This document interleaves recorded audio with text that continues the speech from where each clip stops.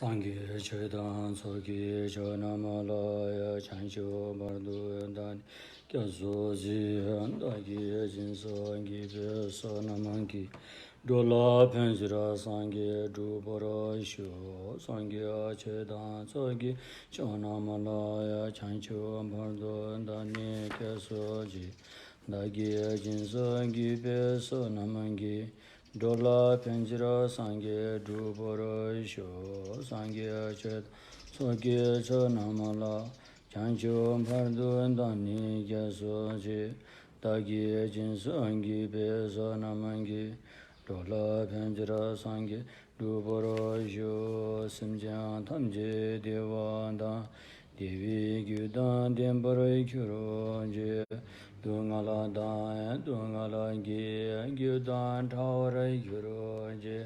Dungala me ben dewa dan mi tawara gyuro je.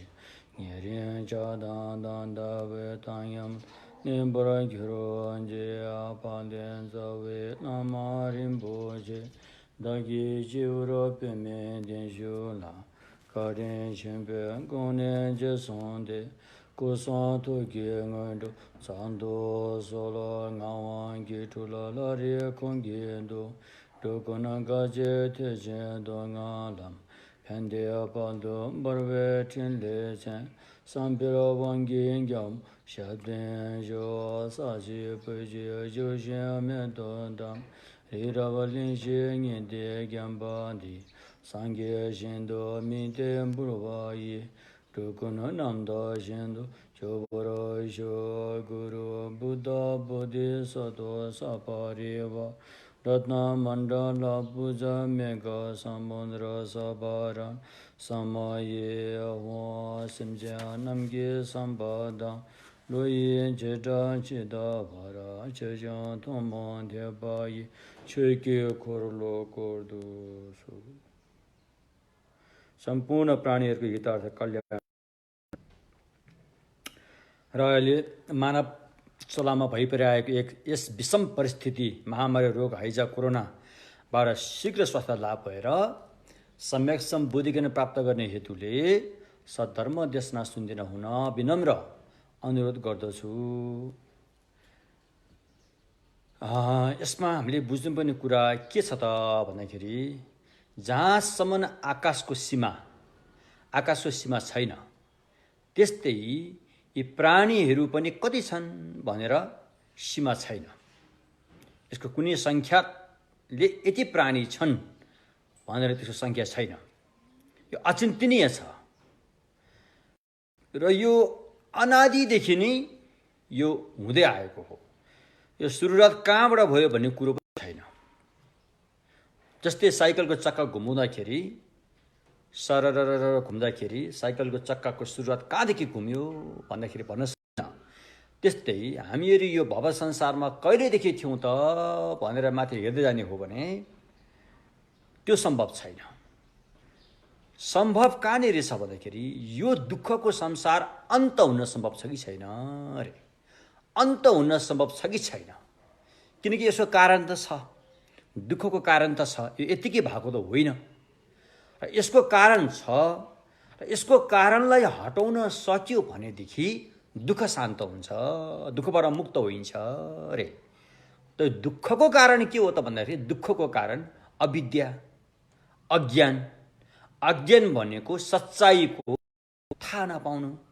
सच्चाइलाई सही ढङ्गसँग नजान्नु अथवा त्यसलाई गलत ढङ्गले पकड्नु यी सबै चाहिँ दुःखका कारणहरू हुन् रे त्यो कसरी भन्दाखेरि यो पञ्चखण्ड रे हामीसँग भएको पञ्चखण्ड पञ्चस्कन्धको सच्चाइ नबुझ्नाले त्यसप्रति हाम्रो चाहिँ ग्राह भयो त्यसपछि म भन्ने भावनाको ग्राह भयो त्यसपछि मेरो तृष्णा आयो मेरो प्रति तृष्णा आएपछि फेरि ल्याउने व्यक्तिहरूप्रति चाहिँ घृणा जाग्यो अनि त्यो तेरो भनी भयो अनि मेरो तेरो तीनटा विषयलाई लिएर अनि हामीले चाहिँ कर्म गर्न थाल्यौँ कर्म गर्दै गएपछि त्यो कर्मको छाप चाहिँ मनमा पर्यो मनमा परिसकेपछि फेरि हामी अन्तिममा हाम्रो मृत्यु हुने बेलामा पनि त्यो कर्मको छाप चाहिँ कायम रह्यो कायम रहेपछि त्यसले फेरि अर्को चोला पैदा गर्यो एवं प्रकारले चाहिँ हामी संसारमा चाहिँ अनादिकालदेखि थियौँ रे।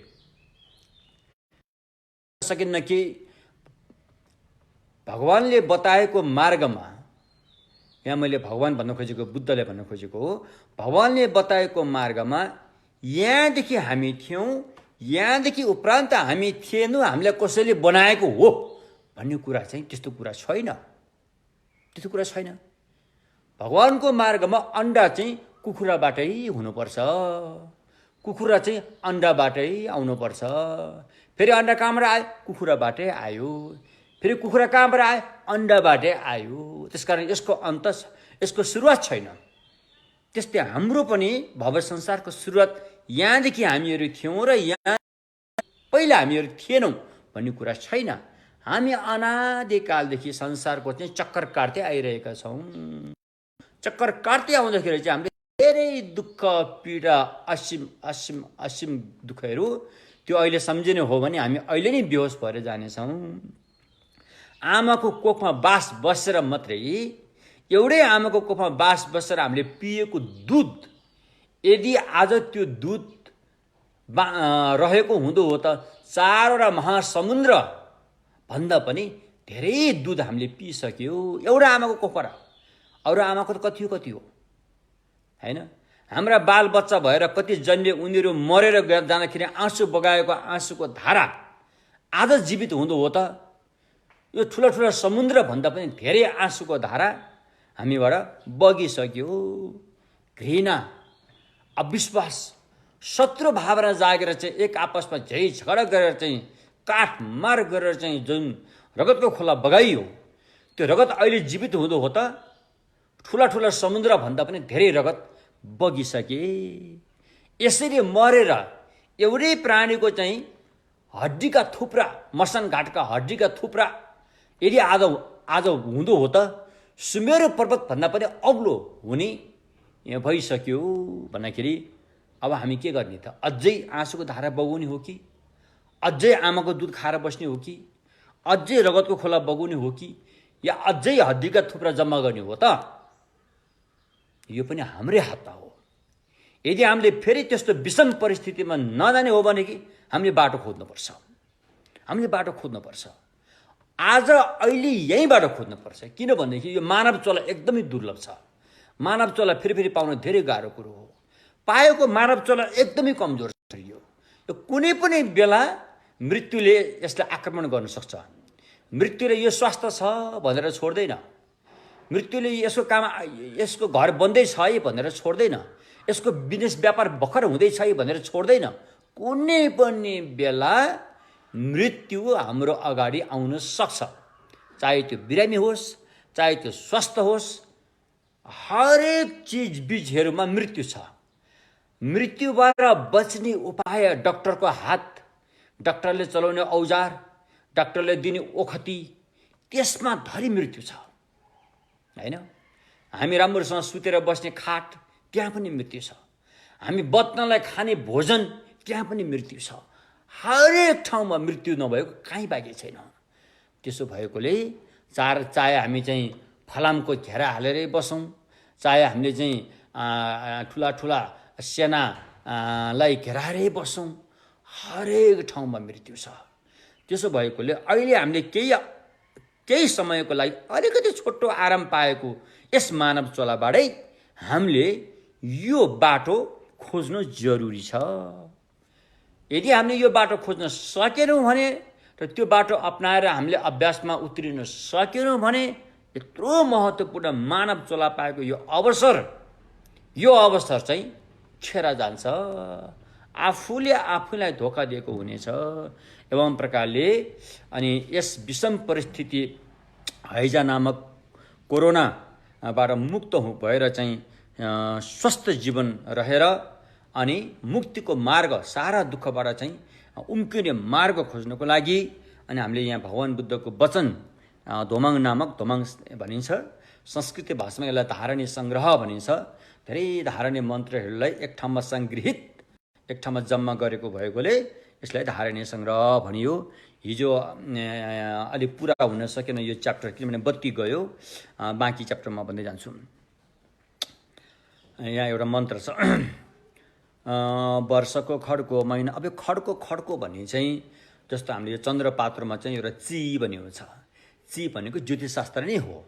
अब यता प्रायः जसो इन्डियातिर चाहिँ सूर्य पात्रो बढी सोलर सिस्टम भनिन्छ, त्यसबाट चाहिँ बढी त्यो पात्रो चलाइन्छ भने उत्तरी भेगतिर चाहिँ चन्द्रपात्रो होइन लुनार चन्द्रमाबाट चाहिँ त्यो ची त्यो ज्योतिषको चाहिँ त्यो चलाएको हुन्छ। अब यसमा चाहिँ 12वटा वर्गहरू हुन्छ। यता धेरै जस्तो 12वटा राशिको बारेमा कुरा गरिन्छ, भन्दा यता पनि राशिहरू छन् तापनि यता चाहिँ 12वटा जन्तुहरू हुन्छन्। 12वटा जन्तुहरू मुसादेखि सुरु गरेर सुँगुरसम्मका चाहिँ जन्तुहरू हुन्छन्। हो ती 12वटा जन्तुबाट चाहिँ खड्कोहरू पर्छ पर्दैन भनेर हेर्ने हुन्छ। जस्तो अब अहिले चाहिँ अहिलेको यो वर्ग मुसा वर्ग भयो। जो व्यक्ति मुसा वर्ग छन् उसलाई खड्को परेको छ, 12 वर्षको खड्को परेको छ हैन। हो त्यस्तो। अब ती खड्कोहरू चाहिँ बर्खामा पर्ने वर्षको खड्को हुन सक्छन्, महिनाको खड्को परेको हुनसक्छ, अथवा त्यो शत्रु लागेको हुन सक्छन्, अनि आफ्नो नराम्रो वर्ष चलिरहेको बेला हुनसक्छ, वर्षको राशि बिग्रेको हुनसक्छ, आफ्नो आयुको किलो उखिलिएर दाम्लो चुडेको हुनसक्छ। आयुको किलो उखिलिएर दाम्लो चुडेको भनेको चाहिँ अब मृत्यु नजिक आएको त्यस्तो खालको अवस्था हुनसक्छ। आधार बनाएर जुन किलो छ त्यो भाँचिएको हुनसक्छ, तराजु नष्ट भएको हुनसक्छ। तराजु भनेको आफ्नो जीवनलाई चाहिँ जोख्ने पक्ष, जुन जीवन जीवित रहने पक्ष चाहिँ नष्ट भएको हुनसक्छ। वायु फर्केर घडबड भएर वायु फर्केर अब वायुको जुन चाल हाम्रो शरीरभित्रको एनर्जीको चाल घडबड उल्टोपाल्टो बिरामी भएको हुनसक्छ। त्यसबाट मृत्यु हुने जस्ता कमजोरी भएर समसानमा बसेर धुनकुर खायम शेषिक नामक मार, यो चाहिँ विशेष धुनकुर खायम भनेको चाहिँ विशेष गरेर यो मलामे जाँदाखेरिको कुराहरू हो। त्यहाँबाट चाहिँ त्यस्तो मारहरू त्यसबाट पनि आएका हुन सक्छन्। चतुर्ग्रहको त्रिसङ्गम र अलक्षण र खडेरी त्यसलाई शान्त पार्नको निमित्त यो महामन्त्रको सार वाचन गरे रे। ओम अस हुङ्गेरम ते फट धन मत्रिधन हुङ हुँ शिशे मलमल बुरम कश्य महाहन हुङ हुँ सोहा। यस सार मन्त्रको वाचन गर्नाले गुणसम्पन्न भएर अधिष्ठान प्रसाद वृद्धि हुनेछ। हाम्रो जीवनमा चाहिँ प्रसाद वृद्धि हुनेछ, आनन्दित भएर श्रद्धावान हुनेछ, सबै नराम्रो खड्कोहरूबाट चाहिँ आफू मुक्त हुनेछ। साङ्गुरो बाटोमा भइपरि आउने जुन शत्रुहरू छन् तिनीहरू पनि, अब कोही शत्रुले चाहिँ साङ्गुरो बाटोमा ढुकेर बस्छ, ती शत्रुहरू पनि शान्त भएर जानेछन्। भइपरि आएको तत्त्वलाई काटी तत्त्व भनेपछि अब चाहिँ अब अग्निको प्रकोप, पानीको प्रकोप, के अरे अब माटोको प्रकोप, हुरी बतासको प्रकोप, यी तत्त्वहरूलाई काटी छिनाली मारबाट भनेपछि हामीलाई बिथोर्ने तत्त्वबाट मुक्त हुनेछ। त्यसै अनि बर्खमा 1 वर्षमा आइपर्ने, महिनामा आइपर्ने, दिनमा आइपर्ने अथवा भोजन खाँदाको अवधिमा आइपर्ने यी सबै कालको भूत राक्षसलाई दमन गर्नेछ यो मन्त्रले। शुद्ध सुवर्ण सूत्रधार यो पाठ गर्नाले चारै दिशाका देवभूत दुष्ट चण्ड लिप्सा क्रोध विवाद अमानुषका चमत्कारहरू त्यसरी नै शोधन भएर नष्ट हुनेछ। खुसियाली भएर मैत्री करुणाले युक्त भई समस्त प्राणीहरूको हित गर्न सक्नेछ। सबैलाई छुट दिने तत्त्व देवमार बदकको बाधा अर्चन सबै शान्त हुनेछ। क्लेश निवारक, क्लेश भनेको यो बुद्धको भाषा हो, राग रिस मोहलाई चाहिँ क्लेश भनिन्छ। क्लेशलाई हटाउने जगतका नाथ हुनुभएको, नाथ भएर पनि रक्षा गर्ने तत्त्वदेव, तत्त्वका महान देव सबैले रक्षा गर्नेछन्। वर्षको चक्र र महिनाको सार यो सूत्रधार धारण गरेर पाठ गरी मन्त्र वाचन गरेमा विघ्न बाधाले व्यवधान पुर्याउने छैन। पाठ गरे अनुसारको प्रतिफल पनि आफूलाई लाभ हुनेछ। विकल्प नष्ट भएर शत्रु दमन हुने। विकल्प भने विभिन्न किसिमको मन के अरे धेरै किसिमका परिकल्पनाहरू खेलिरहने, चित्त चञ्चल भइरहने, यस्ता विकल्प नष्ट भएर शत्रु दमन हुनेछन्। प्रतिहर्षित भएर अथवा आनन्दित भएर देवताले उसलाई साथ दिनेछन्। सबै क्लेश शोधन गर्नेछन्। ती सबै शोधन हुन लागि शक्ति क्षमता भएर जे चिताएको हो यो यसैबाट आउनेछ। त्यस प्रकारको गुणले युक्त हुनाले यो सूत्रधार पाठ गर्न योग्य छ। कोङ्चे जस्तै यो रचना गरे। कोङ्चे नामक चमत्कारी राजाले सदा यसलाई इष्ट देवता मानेर यो पाठ गर्नाले विवाहको योग हेर्ने तालिकामा अब विवाह गर्दाखेरि अनि बेहुला बेहुलीको योग मिलेको छ कि छैन हो त्यो हेर्ने तालिकामा सबैलाई गणना गरी पाठ गर्नाले आफूलाई हानि नभएर मङ्गल लाभ हुनेछ। विवाह गर्दाखेरि पनि यो सूत्र पाठ गर्यो भने मङ्गल लाभ हुनेछ। मङ्गल लाभ भएर मङ्गलको वृद्धि भई वृद्धि हुनेछ।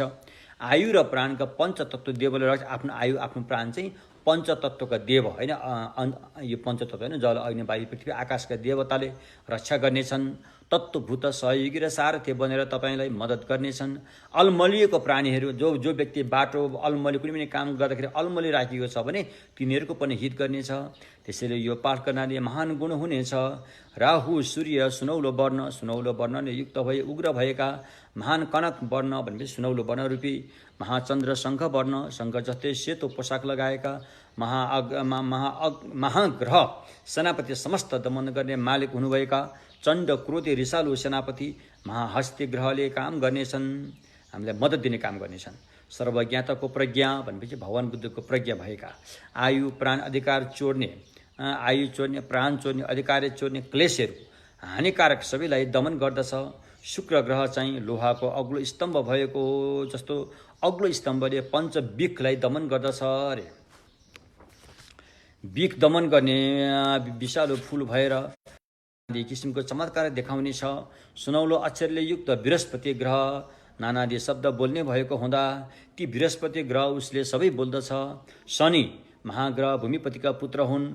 भूमिपति भूमिमा रहेर उपचारक अन्तरिक्षधरले घेरिएका छन्। उग्र चन परिवार सहित भएर सबै प्राणीलाई बिगार गर्ने, सबै अर्थलाई बिगार पुर्याउने क्लेश रूपी शत्रु भएका महामारक ग्रह राहुल, श्याम वर्ण राहुल, श्याम वर्ण भने अलिक कालो वर्ण, महोरग जति चाल भएको केतु, धूमकेतु कुदृष्टिको शीर्ष भएर खप्टिएको दुष्ट, चट्याङ र असिना वर्षाउने अभिमानी भने घमण्डी, खैरो रङयुक्त अन्धकारमय घना बादलको रङ भएका हावा र हिउँको तुफान मेघ गर्जनले गर्जेर महाब्रह्म देवताले घेरिएर रहेका छन्। 28वटा नक्षत्र देवीहरू, 28वटा नक्षत्र देवीहरूका नाम यस प्रकार छन्। कृतिका देवी सुनौलो बिन्दु भएकी सुन र युको पद्मले सजिएकी छिन्। रोहिणी देवी वज्रको चक्र लिएकी छिन्। मृगशिरा देवी शङ्खमाला लिएकी छिन्। आर्दा पुनर्वसु पुष्य अश्लेषा सुवर्ण आसनमा विराजमान भएर धुपौरो लिएकी छिन्। 5वटा रश्मि ओजयुक्त फूल लिएर समुद्रको जलको चक्रवालको रक्षा गर्दछ। सुमेरुको पूर्व दिशा अधीनमा राखेर महान अधिकारले युक्त रिद्धिवान शक्तिवान मातृ मार राज्ञीलाई दबाएका समस्त सपरिवार सँगै रहेका छन्। 7 नक्षत्र गणले युक्त भएका क्लेशको आवरण शोधन गरी सबै दुष्टलाई दमन गर्न र कुलक्षण सबै रोक्न अस्थिरतालाई शान्त पार्नको निमित्त यो सारा सूत्रधारा बताउनु भयो। ओम धल मधुसे पद्मे हुँ। यो मन्त्र पाठ गरेको अधिष्ठान प्रसादले आयु सम्पत्तिको वृद्धि हुनेछ। तेज र शारीरिक रूप राम्रो हुनेछ। रूप रङ राम्रो भएर शरीर हृष्टपुष्ट हुनेछ। यो मन्त्र पाठ गरेमा विघ्नहरू शान्त भएर जानेछन्। दक्षिण दिशामा अनन्त ज्योतिमा घुमेकी ज्योतिले प्रज्वलित महाअश्वदेवी मघा नक्षत्रको नाम चाहिँ मघा नाम चाहिँ महाअश्वदेवी प्रज्वलित मन्त्र लगाएकी अग्निलाई बस्न पारी आगोलाई बस्न पारी आगोको वर्ण भनेपछि आगोको चाहिँ रङ भएकी क्रोधी पूर्व फाल्गुने वज्र बाण वर्षाउने वज्र उम्लिएको सागर नाम गरेको घोडामा चढेकी उत्तर फाल्गुनी हस्ता चित्रा स्वाति विशाखा यो सबै चाहिँ नक्षत्रको नाम हो। विविध युको आसन यु भने निलो एउटा चाहिँ रत्न हुन्छ त्यस्तो आसनमा विराजमान छन्। सुन्दर फुलको माला लिएका छन्। आलोक बत्तीको ज्योति भएका छन्। दुःख निवारक दुःख विनाशी मोह अविद्या निवारक महाबली हुनुभएकी सुमेरुको दक्षिण दिशालाई अधीनमा राखेर रौद्र समस्त दमन गर्ने भने क्रोधीहरू सबैलाई दमन गर्ने यमराजको गण समस्त सबै गणले युक्त भएको 7 नक्षत्रले क्लेशावरण शोधन गर्न रिस लोभ अनि मोह जस्ता क्लेश आवरणलाई शोधन गर्न सबै दमन गर्न अस्थिरतालाई शान्त पार्नको निमित्त यो सारा मन्त्र बताउनु भयो। ओम धल मधुसे पद्मे हुम। पश्चिम दिशाको छेलिङ पक्षबाट निको पार्ने क्षमता भएको पक्षघात रोगलाई निको पार्ने क्षमता भएको नामक रत्नको वरिपरि घुमेकी पहेँलो वर्णकी अनुराधा नक्षत्र सुनको जुत्ता लगाएकी रत्न जडित वस्त्र शरीरमा लगाएकी सबैको आयु वृद्धि गर्ने आयुका अधिपति पश्चिमकी देवी श्रीवत्स सुन्दर, यो चाहिँ ज्येष्ठ भन्ने नक्षत्र हो कि भनेको छ। रूप कायमा ज्योति प्रज्वलित भएर सबै उज्यालो पारेकी ढुसोक मूलम नामक देवी क्रोधी सिंहको ओझ भएकी सबैलाई दबाउने रिद्धिवान गर्जनको शक्ति र क्षमता प्रदान गरेर राज्यलाई थर्कमान गराउने पूर्वाषाढ उत्तराषाढ श्रवण अभिजित संसारका देवगणहरू विविध पूजा रत्नको रश्मि उदायको आसनमा विराजमान भएका इन्द्र धनुष जस्तै सुन्दर पालको घरमा रहेकी विश्व चक्र घुमाउने संसारिक देवता भन्दा पनि श्रेष्ठ हुनुभएकी देव असुरलाई अधीनमा राखेर त्रिधातु घुम्ने बरबुद्धि चित्तलाई उत्पाद गरेर जगत प्राणीहरूको हित गरी बाधा हटाउने नानादी किसिमको शरीरको रङ कमलको फुल चाहिँ चम्किएको कमलको कायमा ज्ञानले पूर्ण भएको हातबाट टल्किएको बाण हान्ने पञ्चविख क्लेशलाई जरेबाट उखेल्ने सुमेरुको पश्चिम दिशा अधीनमा राखेर कालो मारलाई दबाउने मारको रिसलाई उपायद्वारा दमन गर्ने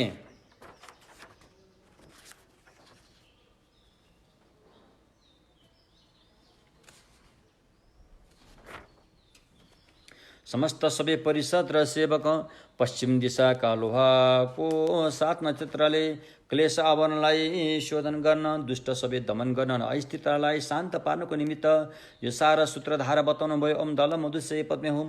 उत्तर दिशाको ज्योतिको वरिपरि घुम्ने शतभिषा देवी बाघको भेषमा रहेर उन्मादित चण्ड दुष्टको घोडामा चढेकी रत्नको जाली शिरको चारैतिर घुमाएकी उग्र यन्त्र जालको मुकुट लगाएकी देवताहरूलाई अधीनमा राख्ने देवादिदेव धनिष्ठ नक्षत्र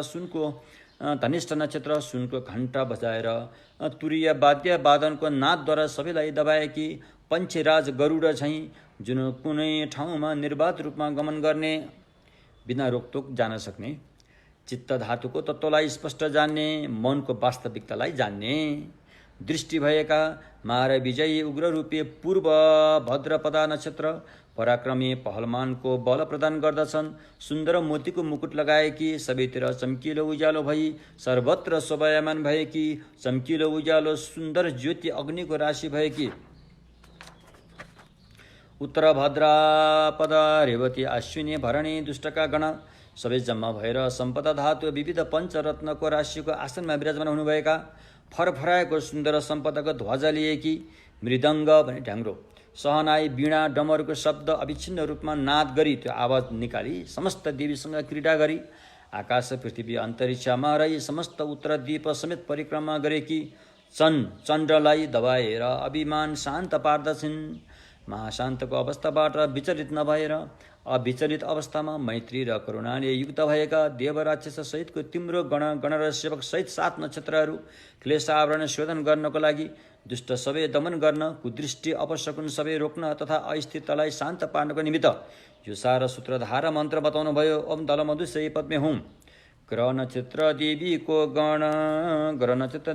गण यो शुद्ध सुवर्ण सूत्रधारा पञ्चतत्व कछुवाको गण पार्खा यो चाहिँ भोट भाषा हो त्यो एक किसिमको त्यो तालिका बनाएको हुन्छ पार्खा 8वटा पर्खा 8 दरबार 12 वर्गको चक्र 12 महिना दिनरात ग्रह नक्षत्र तिनीहरू घुमि नै रहन्छन्। दुष्ट र भूमिपति उसको गणमा रहेका अस्त्र भनेको हतियार लिएका राजा वर्षमा सवार भई पतिविहीन रिसालु काली यामको आहार हरण गरी खाना चोर्ने मार बालक रागले युक्त भएकी विश्वमार संसारी छुरालिएकी रोगका मार छिन्तमस्त रोगका अधिपति हुनुभएकी काल सप भक्षक कालो सपलाई सप भने मुर्दा खाने भएकी दुष्ट महोरका भूमिका अधिपति दुष्ट आकाशको कालो कुकुर समस्त प्राणीलाई बिगार गर्ने भूमिपति भूमिमा घुमेर पञ्चविखधारी महाबली वर्ष महिना दिन र समय अवधिमा ईर्ष्याले युक्त भएर सबै प्राणीलाई दुष्टाइ पठाउने सबैलामा बिगार पठाउने पञ्चविषका पुत्र दुष्टता देखाउने नराम्रो कर्म गर्ने शत्रु देखाउने मा राक्षसका प्रमुख भएर घुमफिर गर्ने रिसालु भएका तत्त्वको चोकर भई कर्मको शत्रु भएका दुष्कर्म क्लेश अलक्षण समाहित भएका जस्तो गरेको कर्मलाई पनि डाहा गर्ने त्योसँग भेट भएको जो कोही प्राणीलाई कर्मद्वारा पीडा दिएर कर्मद्वारा वध गर्दछ ती सबै महाक्लेशहरू हुन्। यस पृथ्वीमा रहेका मार आयुलाई बाधा पुर्याउने विघ्न शारीरिक अवस्थाको प्राणको गाँठीलाई खुस्क्याइदिने शत्रु जसरी भए पनि वरिपरि घुमफिर गरी जान्न चाहने, जे जस्तो कर्म गरेकोमा पनि डाहा गर्ने, कार्मिक रोग पठाएर सरुवा रोग वर्षाउँछ, पत्थरको अस्त्र अर्थात् हतियार, पत्थरको हतियार हिउँ तुफानको वर्षा गराउँछ, कसैले दुष्टाइ र विवाद पठाउँछ, कसैले आयुमा बाधा पुर्याउनेछ, कसैले कुष्ठरोग तथा गुद्वारबाट हुने रक्तस्राव गराइदिनेछ, कसैले शाखा सन्तान जरैदेखि नष्ट पार्दछ। शाखा सन्तान भनेको चाहिँ छोराहरू भए, शाखा भने छोरी चेलीबेटी नष्ट पार्दछ, कसैले अकस्मात कुमार्गमा उतार्दछ, कसैले अकालमा मारिदिन्छ। त्यस प्रकार रहेका महादुष्टहरू, ती दुष्टहरूलाई हटाउन कोङ्चे देवराजले विख दमन गर्ने औषधि मण्डलको भावना गरे, शान्त ओजलयुक्त समाधिको ध्यान गरे, श्रीमान पद्मयुक्त पञ्चदेव उत्पाद गरी शुद्ध सुवर्ण यो सूत्रधारको पनि रचना गरे। भूमिपति, भूमिस्वामी, भूमिका मार, दुष्ट क्लेश देखाउने अभिमानी, कुकर्मद्वारा निर्मित शत्रु, नानादि दुष्टाइ, खडेरी, अलक्षण, रिस र अभिमान सबै शोधन गर्न यो सारा मन्त्रको वाचन गरे। अरक्ष सिमदो दुत्रिरु से नागपोशी समयने फट गुरमा गुरते नागपोशी। यो सारा मन्त्र वाचन गर्नाले पृथ्वीमा रहेका दुष्ट भूमिपति शान्त भएर समस्त दुःखहरू शान्त भएरै जानेछन्। चमत्कार देखाउने अभिमानी घमण्डीहरू कर्मले वध गरेको विषालु दोष विखालु दुःख ती सबै परिणत भएर आनन्दको रूपमा पैदा हुनेछ। यो सारा महामन्त्रको शक्तिले भूमिपति सबैमा मैत्री भाव पैदा हुनेछ। दुःख सबै आपसे आप स्वयं हटेर जानेछन्। अभिन्न करुणा सबैमा पैदा हुनेछ। सर्वयुक्त वरदान सबैमा वर्षाउनेछन्। भूमिपतिको सार यो सूत्रधार सुवर्ण चाहिँ धारण गरे पाठ गर्नाले सबै दुःखबाट मुक्त हुनेछ। महाबोधिको अवस्थामा पुग्नेछन्। दुष्ट चित्तको शोधन हुनाले ज्ञानको पूर्णता हुनेछ। द्वेष दमन गर्नाले मैत्री लाभ हुनेछ। मोह दमन गर्नाले सुख लाभ हुनेछ। ईर्ष्या दमन गर्नाले अभिमान घमण्डीपन शान्त हुनेछ। राग दमन गर्नाले आसक्ति शुद्ध हुनेछ। पञ्चविष दमन गर्नाले सुख लाभ हुनेछ। त्यसले आवरण अज्ञानको चमत्कार र कुकर्मको छकावटको पाप शुद्ध गर्नेछ। यो शुद्ध पार्ने शक्ति यसैको क्षमताले भएको हो। कौन्ते राजाले रचेको यो पाठ गर्नाले ती भूमिपतिहरू शान्त मात्रै नभएर वन्दना गरी शरणमा आउनेछन्। हानि नपुर्याएर सेवक भई पुज्नेछन्। ती सबै भूमिपति सपरिवारले कोङ्चेको सहयोगी बनेर जे चाहेको दिनेछन्। खाने पिउने सम्पत्ति वृद्धि गर्नेछन्। महामणि रत्न सुन चाँदी तामा फलम आदि वरदान र पुण्य वर्षा चाहिँ वर्षाउनेछन्। अनाज वस्तुभाव सदा सप्रनेछ। बाछा भेडा लगायत वस्तुभावहरू फैलनेछन्। चमत्कारी कौन्ते राजाले तत्त्वभूतद्वारा हेतु उत्पाद भएर हेतुले युक्त भएको संसार देवभूतको दुष्टतालाई शान्त पारे। मार चण्डल राजाको रिसलाई दमन गरे। नाग भूमिपति सबैले रक्षा गरे। यो सूत्रधारालाई सबैले सदा लेख्ने कार्य गर। पाठ सत्कार पूजा गरे। दिनमा 3 पटक र रातमा 3 पटक गरे 6 पटक निरन्तर रूपमा सदा पाठ गरे। यो वाचन गरी पाठ गरेको गुण चाहिँ सबै शत्रु मारहरू समस्त शान्त भएर सबै विनित भएर जानेछन्। सबै खुसी भएर सहयोगी बनेर रक्षा गर्नेछन्। पञ्चतत्व देवले सदा रक्षा गर्नेछन्। समस्त भूमिपति शत्रु बनेर जाइ लाग्ने छैन। गल्ती गरे तापनि दुःख लाग्ने छैन। भुलचुक भए तापनि शान्त पार्न सक्नेछ। जे गरे जे भोगे जे गल्ती भए तापनि स्वभावले गरेको सुख लाभ हुनेछ। सम्यक तत्त्वको वरदान पाउनेछ। सामान्य देवताले साथ दिनेछन्। साथीको सङ्गतमा आनन्दित हुनेछ। त्यसैले यो पाठ गर्नु ठुलो गुण हुनेछ। सद्गुण आउने हुँदा सदा पाठ गर। कौन्ते देवराज रचेको पाठ गरे।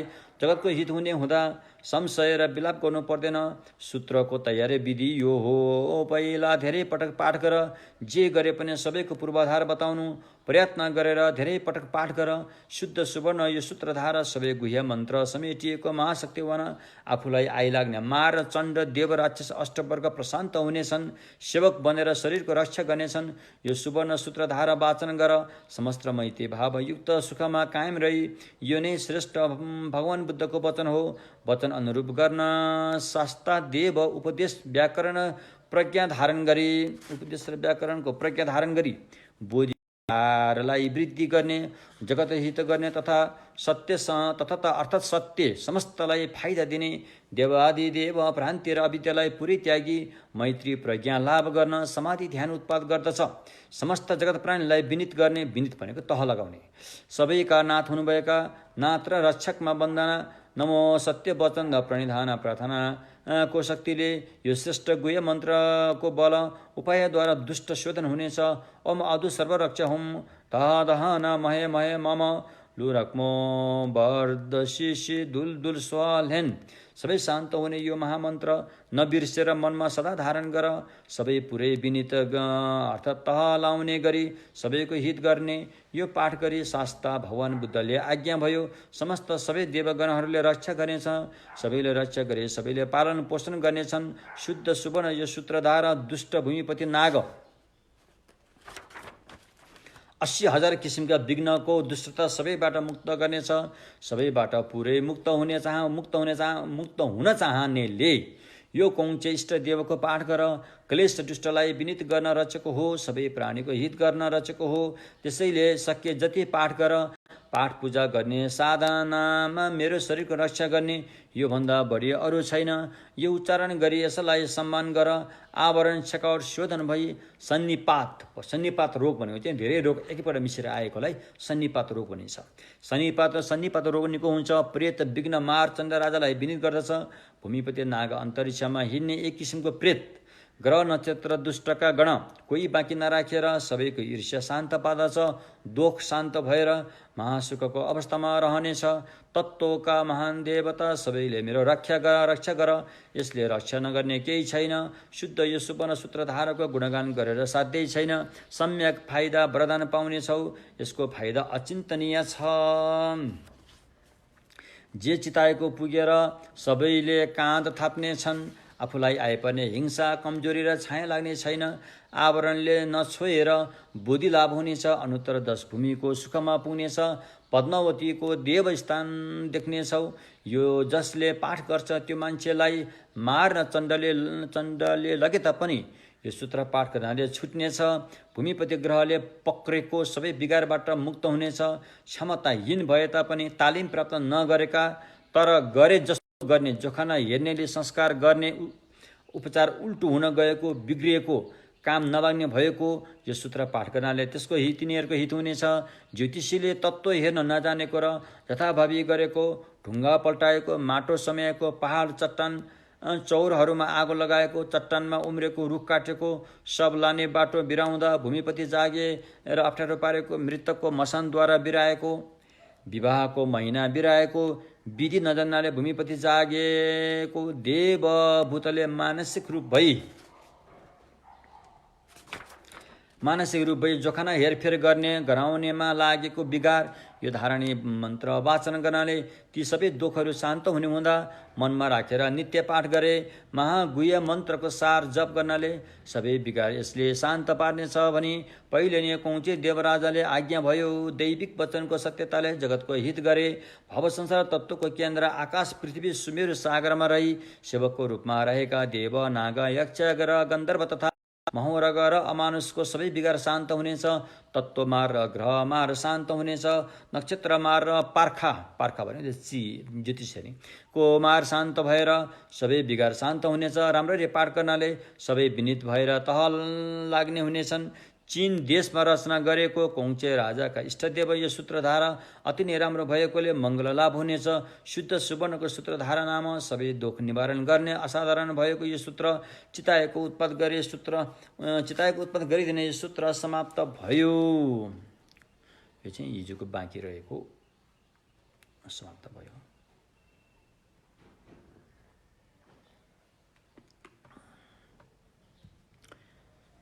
अब लुई पाङकोङ नाम गरेको यो चाहिँ विशेष गरेर नागको बारेमा नाग राजाहरूको बारेमा हो। भगवान श्री वज्रपाणी बोधिसत्वमा वन्दना ढोक्दछु। भगवानको चित्त रत्नको गुह्य आशय लिएर कुसुममा रातो वर्ण प्रज्वलित जिब्रो चलाएर सबै नागलाई आमन्त्रित गर्नुभयो। भगवानले चाहिँ सबै नागहरूलाई चाहिँ धम्मज्ञान सुन्नलाई आमन्त्रित गर्नुभयो। वन्दना पूजन प्रणिधान प्रार्थना गरेर आफ्नो प्राण गर्व अर्पण गरे। विविध किसिमका नाग औषधिले ती नागहरूको पोषण गरे। नागहरूमा क्षमा याचना गरेर यी कार्यहरू गर्न आज्ञा भयो। सहलोक नामक जम्बूद्वीपमा यो जम्बूद्वीपलाई चाहिँ सहलोक भनिन्छ किन यहाँ सहन सक्ने शक्ति भएकोले सहलोक। सागर महानदी यिनीहरू सबै नागहरू बस्ने ठाउँको नाम। साना नदी, ताल, पोखरी, सुमेरु पर्वत, साना पर्वत, ढुङ्गा, माटो, हावा, आगो, आकाश लगायत ती समस्त तत्त्वहरूमा बास गरिरहेका नागगणहरू, नन्द र उपनन्द, आनन्द, नन्द र उपनन्द नाग, आनन्द र मणिचुर नाग, अनन्त र शङ्खपाल नाग, वासुकी र महातेज नाग, अष्टमहानागहरू यहाँ आएर परम पूजा ग्रहण गर। नागराजा बलभद्र, एलपत्र र गेल्पा, अनवतप्त र अनवलिन, कुलिक र नागराजा अरुण, श्रीमान आदि नागका मन्त्री कुलहरू माथि नागराजा बलभद्र, एलपत्र, गेल्प नाग मन्त्री कुलका नागराजाहरू यहाँ आएर परम पूजा ग्रहण गर। नागराजा ब्रह्म, रथ मुहार तथा नागराजा दर्पण मुहार भएका मृगशिरा, सबै नागको नामहरू, मृगशिरा, चण्ड, मृगशिरा, गौशिरा, शकुनिका, सर्वादि वैश्य कुलका नागहरू हुन् रे। नागमा पनि 4 कुल हुँदो रहेछ। यहाँ आएर परम पूजा ग्रहण गर। बर्खा गराउने नागराजा, मेघ गर्जन गरी अन्न परिपाक गराउने, नन्द र उपनन्द, तर्साउने र बिगार गर्ने, पानी तत्त्वमा निवास गर्ने नागहरू, वायु तत्त्वमा निवास गर्ने नागहरू, आगो तत्त्वमा निवास गर्ने नागहरू, जमिन र रुखमा निवास गर्ने नागहरू, समस्त सुमेरु पर्वत र साना पर्वतमा निवास गर्ने नागहरू, माटो र ढुङ्गामा निवास गर्ने नागहरू सबै, यी सबै नागहरू चाहिँ ब्राह्मण कुलका नागहरू हुन्। यहाँ आएर परम पूजा ग्रहण गर। मनमा दोष र दुष्ट राखे नआऊ, चण्ड क्रोध गर्जन गरेर नआऊ, मैत्री र करुणा भाव सहित भएर आऊ, त्रिकालका सुगत भगवान बुद्धको वचनलाई मानेर आऊ, सत्धम्म शासनको रक्षा गर्न आफ्नो अनुकूल द्रव्यको साथै आऊ। नागराजा बुद्ध भगवानमा वन्दना। अब यो बुद्धको नाम पनि नागराजा पनि, नागको नाम गरेका बुद्धहरू पनि थुप्रै छन्। नागराजा बुद्ध भगवानमा वन्दना ढोक, नागराजा नन्दमा वन्दना, नागराजा उपनन्दमा वन्दना, नागराजा अनन्तमा वन्दना, नागराजा शङ्खपालमा वन्दना, नागराजा वासुकीमा वन्दना। यो वासुकी भन्ने नागराज चाहिँ यसको मन्दिर चाहिँ काठमाडौँमा एउटा छ, यो पशुपति नजिकै छ। वर्षमा एकपल्ट यसो ढोका खोल्छ भन्छन्। नागराजा महातेजमा वन्दना, नागराजा मणिचुरमा वन्दना, नागराजा बलभद्रमा वन्दना, नागराजा धनेश्वरमा वन्दना, नागराजा भवरत्नमा वन्दना, नागराजा बरुदत्त ओष्ठमा वन्दना, नागराजा व्यासकरमा वन्दना, नागराजा महारिद्धिमा वन्दना, नागराजा कपालराजमा वन्दना, नागराजा अनावतप्त, अनावतप्त भने अनावतप्त तालमा बस्ने नागराजा भएकोले अनावतप्त धरमा वन्दना, नागराजा सुप्रतिष्ठमा वन्दना, नागराजा श्रीमानमा वन्दना। यी सबै नागराजाहरूको नाम हुन्। नागराजा श्रीकण्ठमा वन्दना, नागराजा श्रीमालीमा वन्दना, नागराजा बलभद्रमा वन्दना, नागराजा कुलिकामा वन्दना, नागराजा एलपत्रमा वन्दना, नागराजा जलजमा वन्दना, नागराजा वरुणमा वन्दना। ती नागराजाहरू वन्दना गरेकोले दानपत्य सपरिवारको अनादि जन्मदेखि अहिलेसम्म नागको पैँचो तिर्न परेको, नाग थानमा रौँहरू पोलेर धुवाँ लगाएको, यसो दोखहरू जबरजस्ती गरेको, नागको हत्या गरेको, नागलाई चोट पुर्याएको, कुटपिट गरेको, हरण गरेको, घमण्ड गरेको, लोभ गरेको, घात गरेको, पुर्याएको, कन्जुसाइ गरेको, द्वेष भावना गरेको, नागप्रति अभिमान गरेको, राग गरेको, ईर्ष्या गरेको, दुष्टचित्त गरेको सबै शोधन भई शुद्ध भएर जाओस्, नष्ट भएर जाओस्, वास्तविक रूपमा आओस्। अरू पनि हे आनन्द, नागराजा धृतराष्ट्रमा वन्दना, नागराजा विरुडकमा वन्दना, नागराजा यो धृतराष्ट्र भने यो महाभारतको पौराणिक कथाको धृतराष्ट्र होइन, यो चतुर्महाराजभित्र पर्ने धृतराष्ट्र हुन्। नागराजा विरूपाक्षमा वन्दना, नागराजा वैश्रवणमा वन्दना, नागराजा मणिपालमा वन्दना, नागराजा पूर्णभद्रमा वन्दना, नागराजा मेरुधरमा वन्दना, नागराजा मालाधरमा वन्दना, नागराजा पुष्पधरमा वन्दना, नागराजा उत्पलधरमा वन्दना, नागराजा रक्षकमा वन्दना, नागराजा रुद्रवनमा वन्दना, नागराजा रिद्धिवनमा वन्दना, नागराजा बलवनमा वन्दना, नागराजा ज्योतिवनमा वन्दना। वन्दना भनेको ढोगर्छ भनेको। नागराजा वर्णवनमा वन्दना, नागराजा हरिमा वन्दना, नागराज अचिरस्मतिमा वन्दना, नागराजा अनवतप्तमा वन्दना, नागराजा महाशक्रमा वन्दना, नागराजा बिखदर्शीमा वन्दना, नागराजा विष स्पर्शीमा वन्दना, नागराजा बिख असयीमा वन्दना। ती नागहरूमा बन्दना गरेकोले दानपत्य सपरिवारमा लोभ र घात नगर, परिग्रह गर, परिपालन गर, स्वास्थ्य शान्ति भएर सबै सम्पन्न गराऊ, अस्त्र रोग अनेकाल बिखले छुन नसक्ने गराऊ, सबै प्राणीहरूमा सुख उत्पाद भई मङ्गल भएर जाओस्। अरू पनि हे आनन्द, नागराजा बरु मकर ओष्ठमा बन्दना, नागराजा ब्रह्ममा बन्दना, नागराजा महाब्रह्ममा बन्दना, नागराजा इन्द्रमा बन्दना, नागराजा उपेन्द्रमा बन्दना, नागराजा सागर पुत्रमा बन्दना, नागराज निर्भीकमा बन्दना, नागराजा महाताल पुत्रमा बन्दना, नागराजा मकरमा बन्दना, नागराजा अनावलिनमा बन्दना, नागराजा उप अनावलिनमा बन्दना, नागराजा कर्कोटकमा बन्दना। अहिले कर्कोटक नागराजा पछि चाहिँ काठमाडौँ भ्यालीमा चाहिँ यो टौदह भने फर्किङमा जाने हो, त्यहाँ चाहिँ कर्कोटक नागराजा बस्ने निवास चाहिँ त्यहाँ हो भनिन्छ। नागराजा अरुणमा बन्दना, नागराजा षडअङ्गुलीमा बन्दना, नागराजा सारगामीमा बन्दना, नागराजा भद्रश्रीमा बन्दना, नागराजा ज्योतिश्रीमा बन्दना। ती नागराजाहरूमा वन्दना गरेकोले दानपत्य सपरिवारको बाली बिगार्ने तत्त्व र अनिकाल फसल नराम्रो भएको, कलह हुने, हतियारको प्रयोग गरेको, रोग लाग्ने, आयु छुट्टिने जस्ता सबै शोधन भई सुख भएरै जाओस्।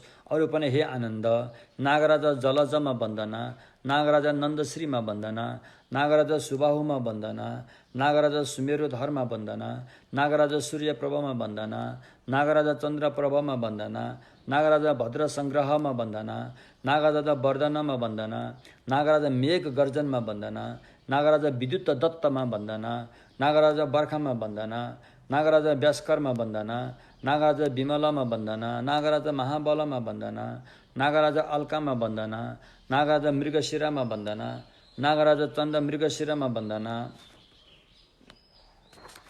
नागराजा सिंहशिरामा वन्दना, नागराजा गौशिरामा वन्दना, नागराजा सर्पशिरामा वन्दना, नागराजा शकुनी शिरामा वन्दना, नागराजा मत्स्य शिरामा वन्दना।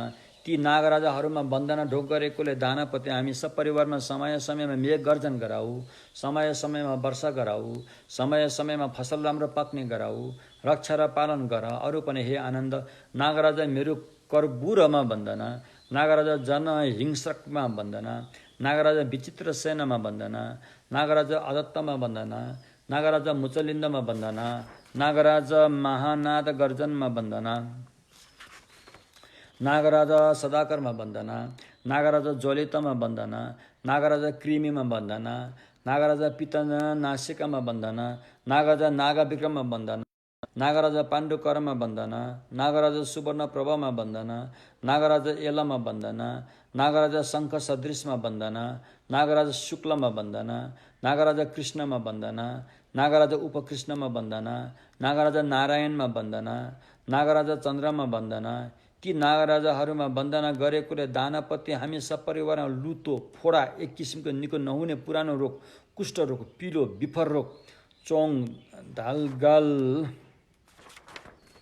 अर्श रोग, शरीरभित्र आउने खटिरा, दाँतको रोग, चित्तको चञ्चलता आदिहरू शान्त भएर जाओस्, नष्ट भई शोधन भएर जाओस्, कुनै पनि बिगारले छुन नसकोस्। अरू पनि हे आनन्द, नागराजा नर्तकमा वन्दना, नागराजा गङ्गामा वन्दना, नागराजा मङ्गलमा वन्दना, नागराजा पञ्चालमा वन्दना, नागराजा पञ्चशिखामा वन्दना, नागराजा भमरामा वन्दना, नागराजा रथमुखीमा वन्दना, नागराजा आदर्शमुखीमा वन्दना, नागराजा मेरुधरमा वन्दना, नागराजा खदिरधरमा वन्दना, नागराजा निमिधरमा वन्दना, नागराजा समन्तमा वन्दना, नागराजा गौतममा वन्दना, नागराजा सुमनमा वन्दना, नागराजा अमुकमा वन्दना, नागराजा हुलुकमा वन्दना, नागराजा एलमा वन्दना, नागराजा शान्तमा वन्दना, नागराजा मुक्तिमा वन्दना, नागराजा शुक्लद्वयमा वन्दना, नागराजा कृष्णद्वयमा वन्दना, नागराजा पितद्वयमा वन्दना, नागराजा विचित्रकर आकारमा वन्दना, नागराजा राजकुलमा वन्दना, नागमन्त्री कुलमा वन्दना,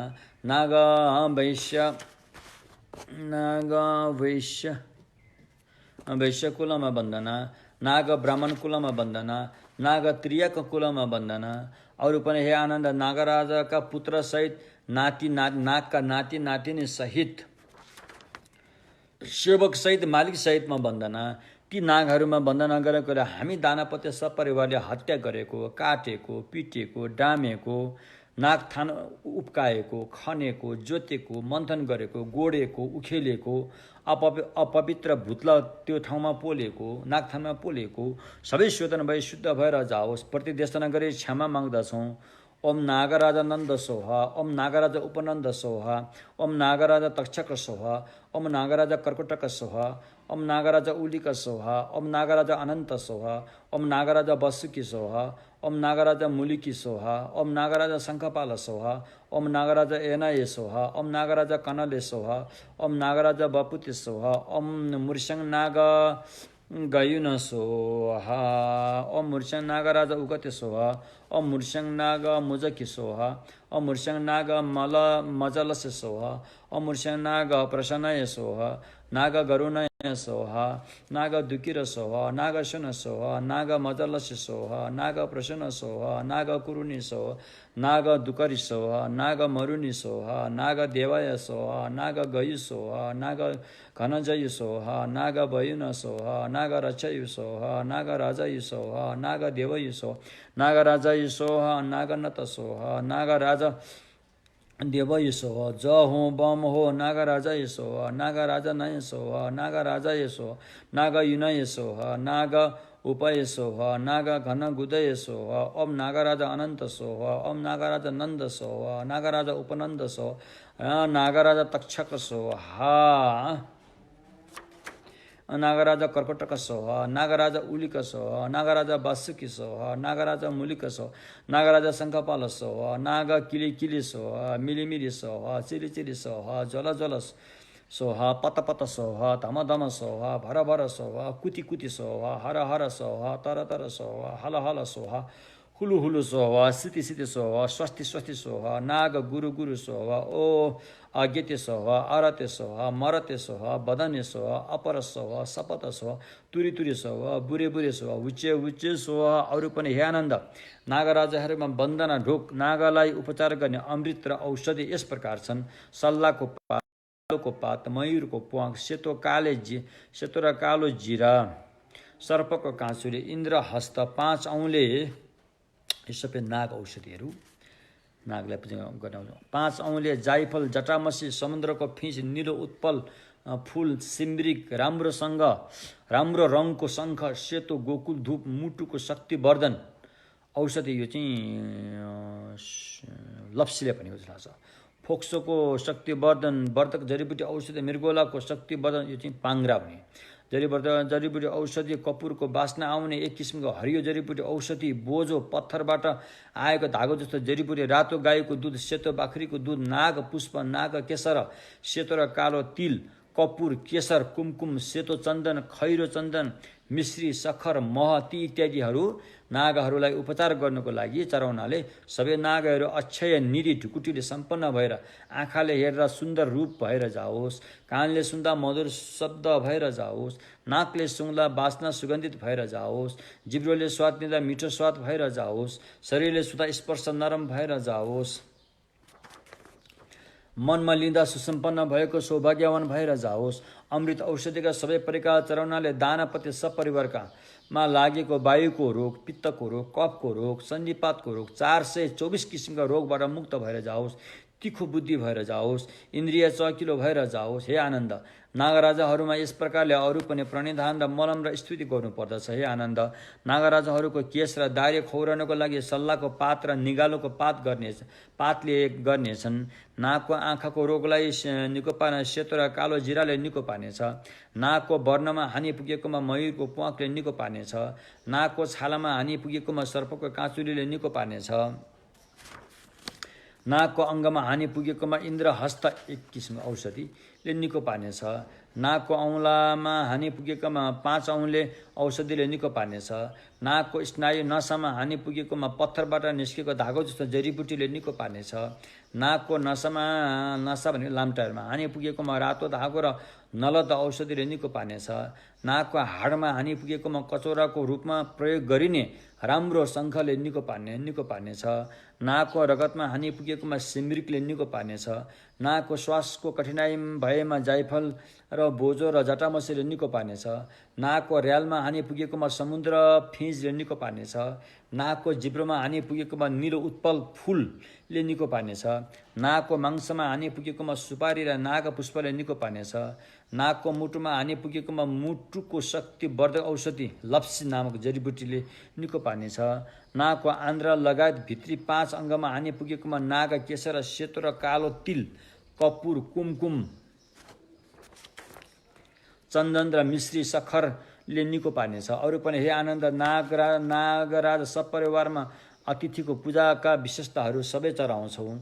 फल फलेको वृक्ष, बास्ना आउने वृक्ष, फुल फुलेको वृक्ष, पात भएको वृक्ष, कुमुद, हलो नामक फुल, पाङ्ग्यान, चिनिया धूप, जटामसी, भोटको अनाज, किराँतको अनाज, सुती कपडा, नानादी किसिमको आकृति स्वरूप, एक किसिमको निलो धागो, पवित्र नैवेद्य, जङ्गली जनावरको आकृति रूप, 3 प्रकारका सेतो, 3 प्रकारका गुलियो, 3 प्रकारका सेतो चाहिँ दुध दही घिउ, 3 प्रकारका गुलियो चाहिँ चिनी मह सखर लगायत सबै वस्तुको अर्घ्यम चढाएका छौँ, जसले नागहरू विविध किसिमका उपभोग्य वस्तुले सम्पन्न भएर जाओस्। नाग ओज र वर्णले सम्पन्न होस्, नाग तेजले सम्पन्न होस्, ख्यातिले सम्पन्न होस्, बल र सन्तानले सम्पन्न होस्।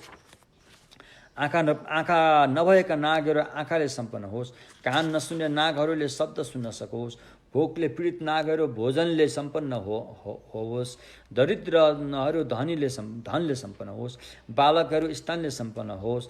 नागहरू गरुडको भय, चिलको भय, आगोको भय, पानीको भय, शत्रुको भय, चोरको भय र तातो बालुवाको भय जस्ता सबै भय डरहरूबाट मुक्त होस्।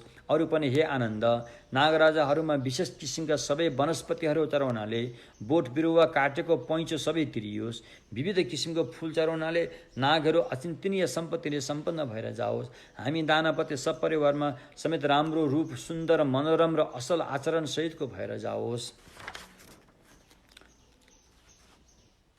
सबै प्रकारको विशेषतायुक्त सम्पत्ति चढाउनाले अक्षय कोषले सम्पन्न भएर जाओस्।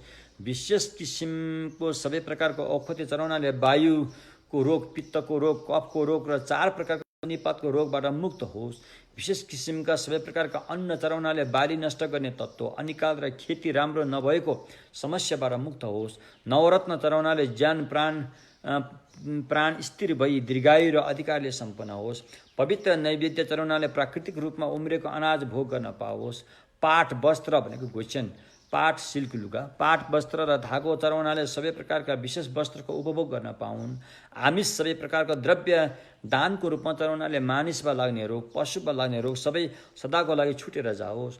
अरू पनि हे आनन्द, नागराजाहरूमा यस प्रकार प्रायश्चित र प्रार्थना गर्नुपर्छ। आजदेखि दानपति पुरुष महिलाहरूले अनादिकालदेखि अहिलेसम्ममा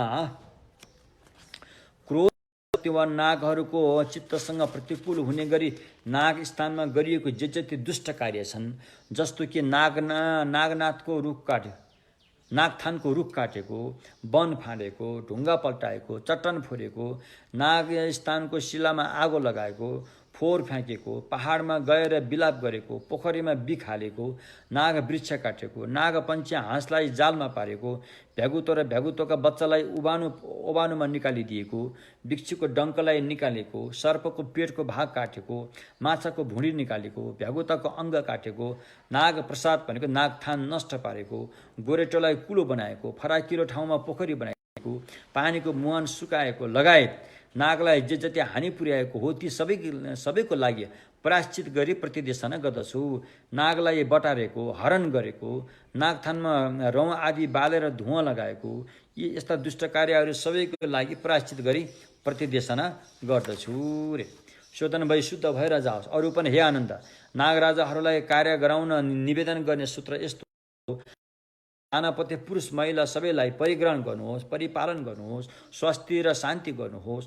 अरू पनि रोग लाग्ने कल्प, हतियारको कल्प, अनिकालको कल्प, बिखालु कल्पबाट मुक्त गर्नुहोस्। अरू पनि राजाको भय, चोरको भय, हतियारको भय, अनिकालको भय, भूकम्पको भय, अकाल मृत्युको भय लगायत सबै डर भयबाट मुक्त गर्नुहोस्। अरू पनि हे आनन्द, वायुको रोग, पित्तको रोग, कफको रोग, सन्निपातको रोग लगायत 424 किसिमको रोगहरूबाट मुक्त गर्नुहोस्। अरू पनि रिद्धिवान होस्, ज्योतिवान होस्, वर्णवान होस्, सम्पत्ति वृद्धि भएर जाओस्, सन्तान परिवार वृद्धि भएर जाओस्, अन्न वस्तुभाव सदा राम्रो होस्, हानि पुर्याउने शत्रु सैन्य सबै नष्ट होस्। अरू पनि हे आनन्द, नागका रोगहरू यी हुन्: लुतो, कुष्ठ रोग, पिलो, खटिरा, साङ्दो, कुप्रोपन, लङ्गडो, चित्त चञ्चलहरू शान्त पारेर नष्ट पारिदिनुहोस्। अरू पनि हे आनन्द, नागराजाहरूको समय अनुकूल वर्षा गरिदिउन्, नागराजाहरूले समय अनुकूल बर्खा गरिदिउन्, समय अनुकूल बिजुली चम्कियोस्, समय अनुकूल मेघ गर्जन होस्, समय अनुकूल फल पाकोस्, अन्न वस्तुभाव सदा सप्रेर जाओस्। मान्छेमा लाग्ने रोग, वस्तुभावमा लाग्ने रोग सबै अन्त भएर जाओस्। देव, नाग, मनुष्य 3 रुखमा नलिने कोही छैन। नागको बास पनि रुखमा रहेको हुन्छ। ढुङ्गा र रुख पनि नागको वासस्थान हो। ढामा नामक नाग रुखको बासना नाकमा हुँदा नागको कलेजोको रोग निको भएर जानेछ। धुपी नाग रुखको बासना नाकमा हुँदा नागको 9 किसिमको रोग निको भएर जानेछ। सेवा नाग वृक्षको बासना नाकमा हुँदा नागको उदर्भकाय शरीर र माथिल्लो भागको दुखेको निको भएर जानेछ। चुत्रो नाग वृक्षको बासना नाकमा हुँदा नागको पित्तको रोग निको भएर जानेछ। बेत नाग वृक्षको बासना नाकमा हुँदा कुम्भण्ड नागको रोग निको भएर जानेछ। गेचङ नाग वृक्षको बासना नाकमा हुँदा नागको जिब्रो सुन्निने रोग निको भएर जानेछ। काङ्गियो नाग वृक्षको बासना नाकमा हुँदा नागको कमजोरीपन्द मरणबाट बहुरिएर जाओस्। भोजपत्र नाग वृक्षको बासनामा नाकमा हुँदा आरणद्वारा पोलेर बटारिएको निको भएर जाओस्। झुन्पा नाग वृक्षको बासमा नाकमा हुँदा नाकमा पर्दा नागको टाउको दुखेको रोग निको भएर जानेछ।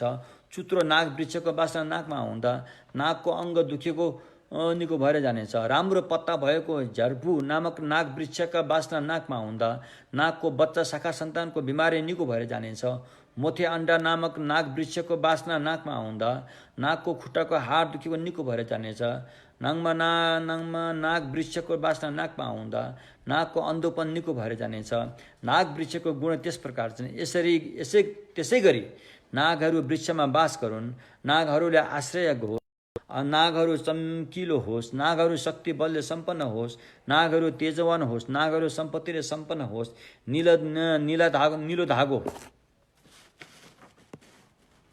निलो धागो र आकृति तथा पवित्र खाद्य पदार्थ चढाउनाले प्राणीहरूमा पञ्चकाम गुण वर्षा चाहिँ बर्सियोस्। त्यस प्रकार नाग सन्तुष्ट भएर दानपतिको शक्ति अधिकार प्राप्त होस्।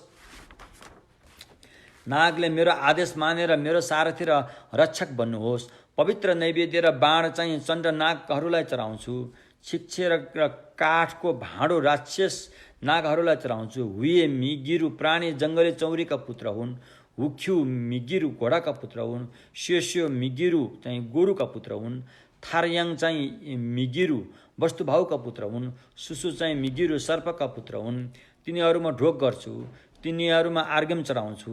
विविध रत्न औषधिले आँखा नदेख्ने नागेरो आँखाले देख्न सकुन्। खुम्चिएको नागेरो तन्द्रियोस्। लुला नागेरो हिँड्न सकुन्। कान नसुन्नेहरूले कान सुन्न सकुन्। करुणा र बुद्धिचित्तले युक्त होस्। नागराजा सपरिवारमा शरणमा आएको छु। भव संसारको स्वामी निलाम्बरमा र भव संसारको क्रूर चण्ड खाज्याम तोङले वन्दना गर्दछु। क्रूर चण्ड डदुल सिंगोनमा वन्दना गर्दछु। क्रूर डदुल सड्रिङमा वन्दना गर्दछु।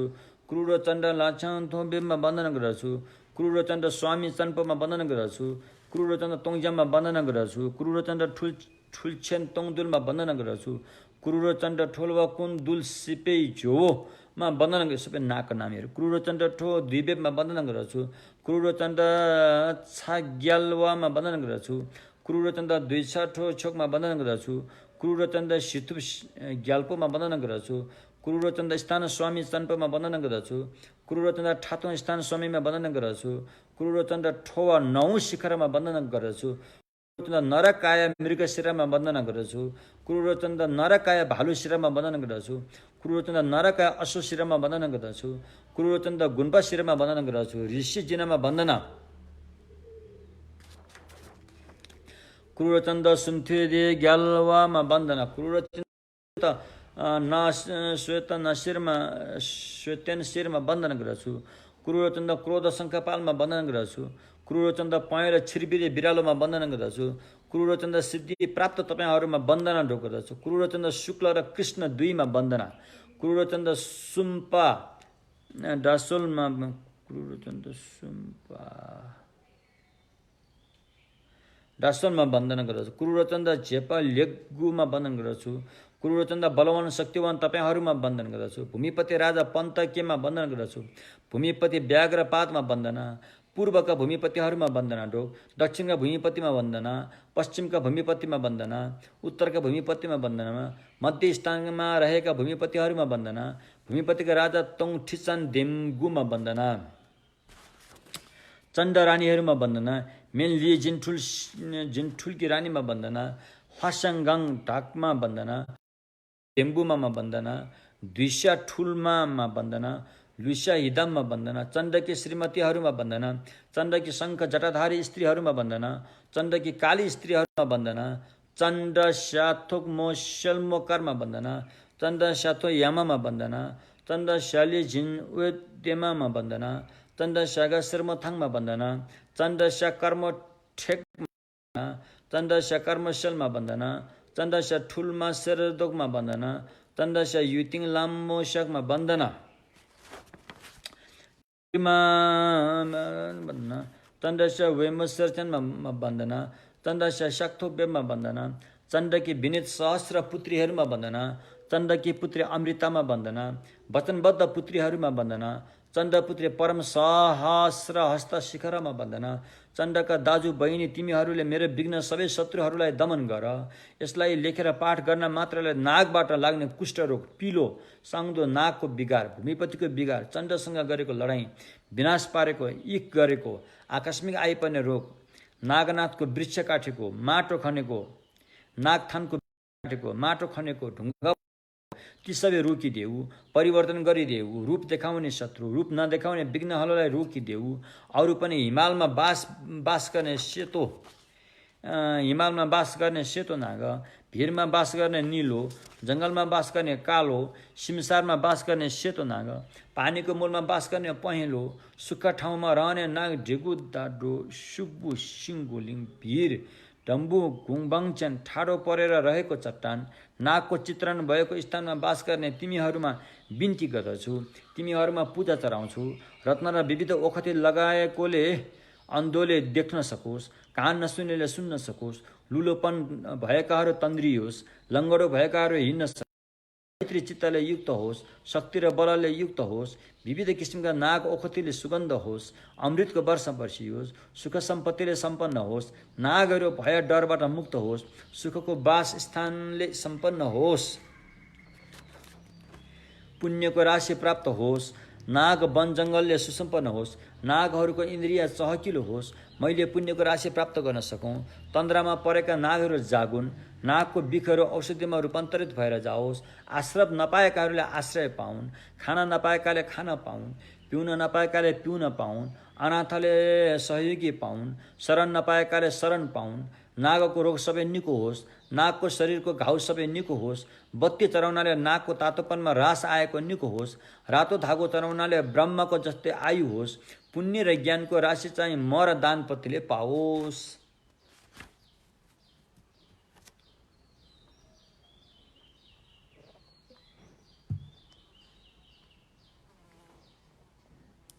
रातो वस्त्र चढाएको चन्दुवा ध्वजा पतङ्ग भएर जाओस्, तीन दुर्गतिबाट मुक्त होस्, सुगतिको स्थान लाभ, सुगति भनेको मान्छेको छोरा लाभ होस्, दुधको महासागर भएरै जाओस्, मनले चिताए सबै जस्तै अमृत महानदी भएर जाओस्, नागराजा नन्दको स्थानमा व्याप्त भएर जाओस्, अचिन्तनीय सम्पत्तिको लाभ होस्, पुरुष नाग र स्त्री नाग सुखी होन्, तीन किसिमको गुलियो चिनी मह सख चढाउनाले औषधिको सार बनेर गुलियो मिठो भएर नागहरू सुखी हो, पुण्य र ज्ञानको राशि पुरुष र महिला दानपतिले लाभ गरोस्, उदार मन गरे पूजा चढाउनाले नागहरू भयबाट मुक्त होस्, अमिष दान गरेको र त्रिरत्नको वचनको सत्यता र नाग पूजा स्मरण गर्नाले नागहरू सम्पत्तिले सुसम्पन्न भएर जाओस्, नागहरू फैलिएर वृद्धि भएर जाओस्, पुण्य र ज्ञानको राशि म र प्राणीहरूले लाभ गरून्, सबै प्राणीहरू सुखी र आनन्दित होस्, बिसन्चो पार्ने रोग निको होस्, नाग सबै क्लेशबाट मुक्त भएर विद्या ज्ञानले युक्त होस्,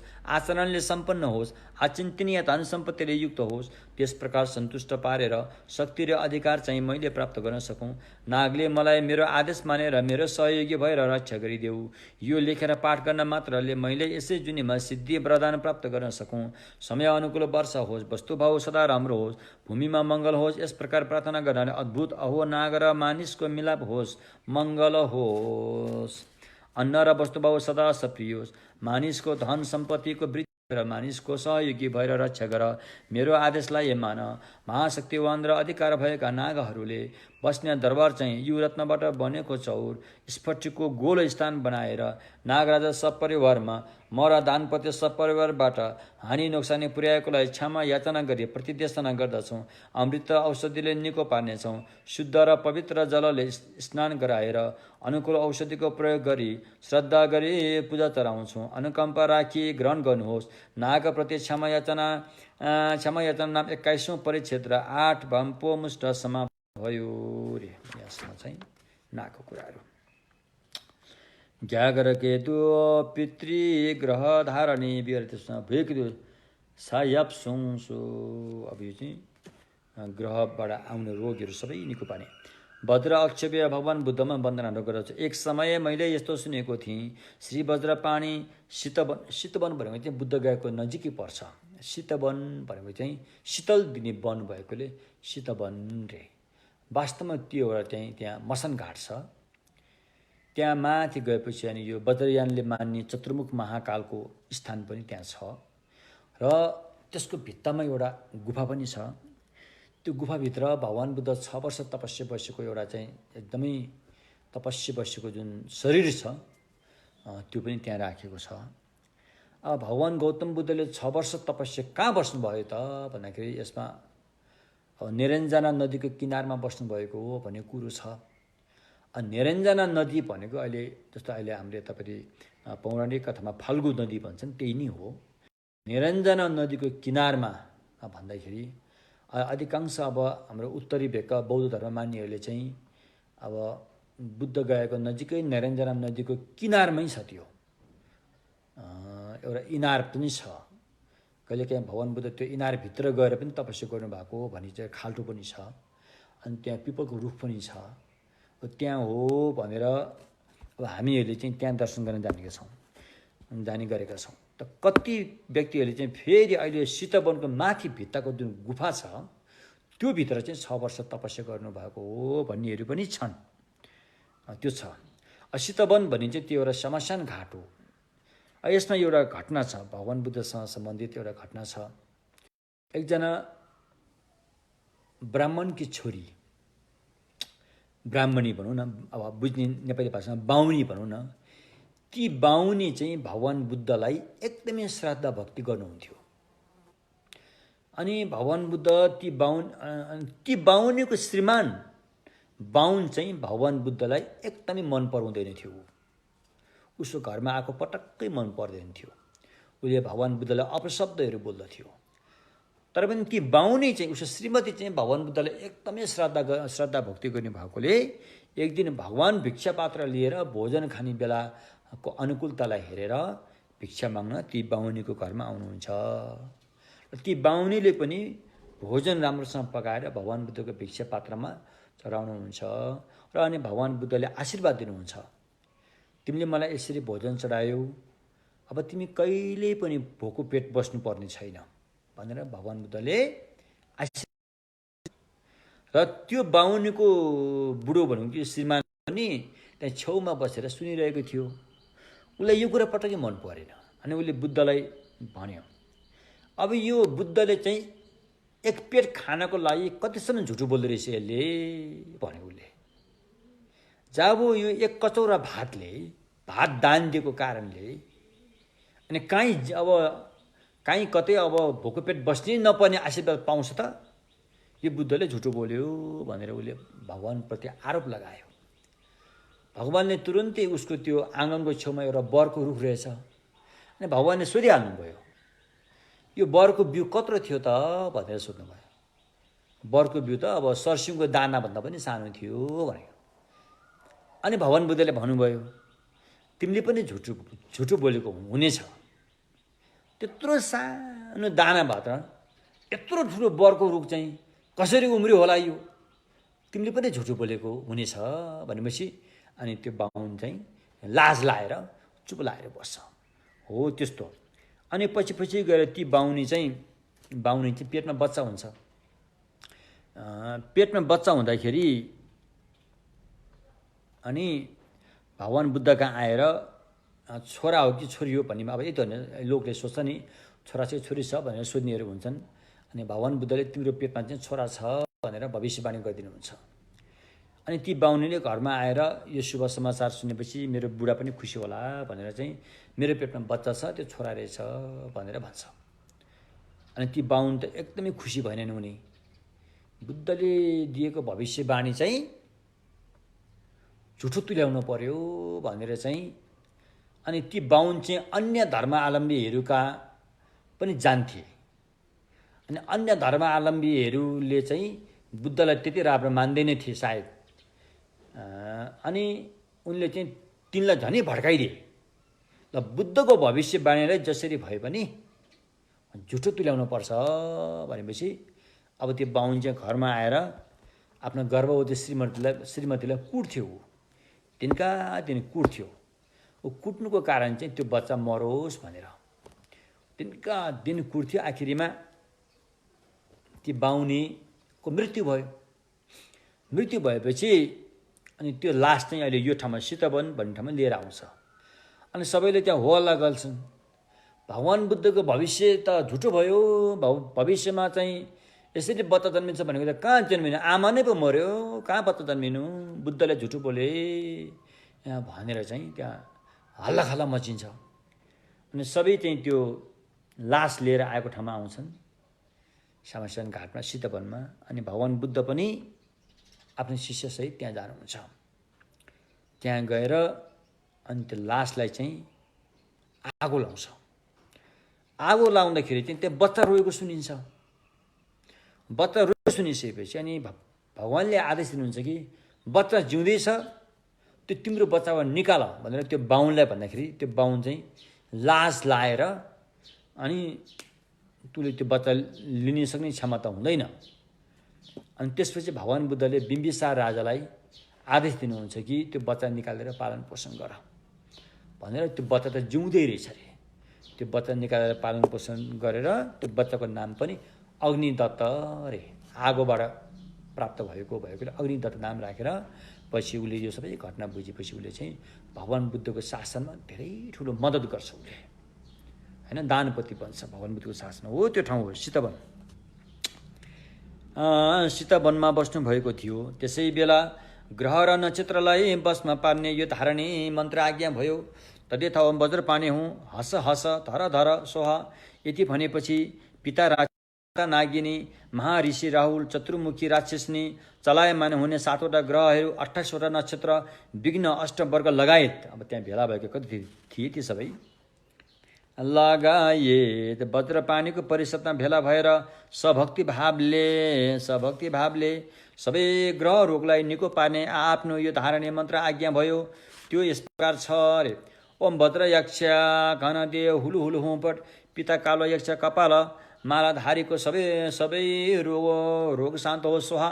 ओम भद्र नाग राहुल मुलु मुलु सोहा। माता हम सम मेण्डक शिरा भने भ्यागुतको टाउको भएको रक्त रोग शान्त भएर जाओ सोहा। ओम भद्र पश्चिमी किरी चुलु चुलु सोहा। ग्रह राजा ऋषि राहुलको रोग सबै शान्त भएर जाओ सोहा। ओम भद्र रक्म मम सोहा। पूर्वपट्टिको राक्षसनी व्याघ्र राक्षसी हँसी अमुक भए रोग सबै भएकीको रोग सबै शान्त भएर जाओ सोहा।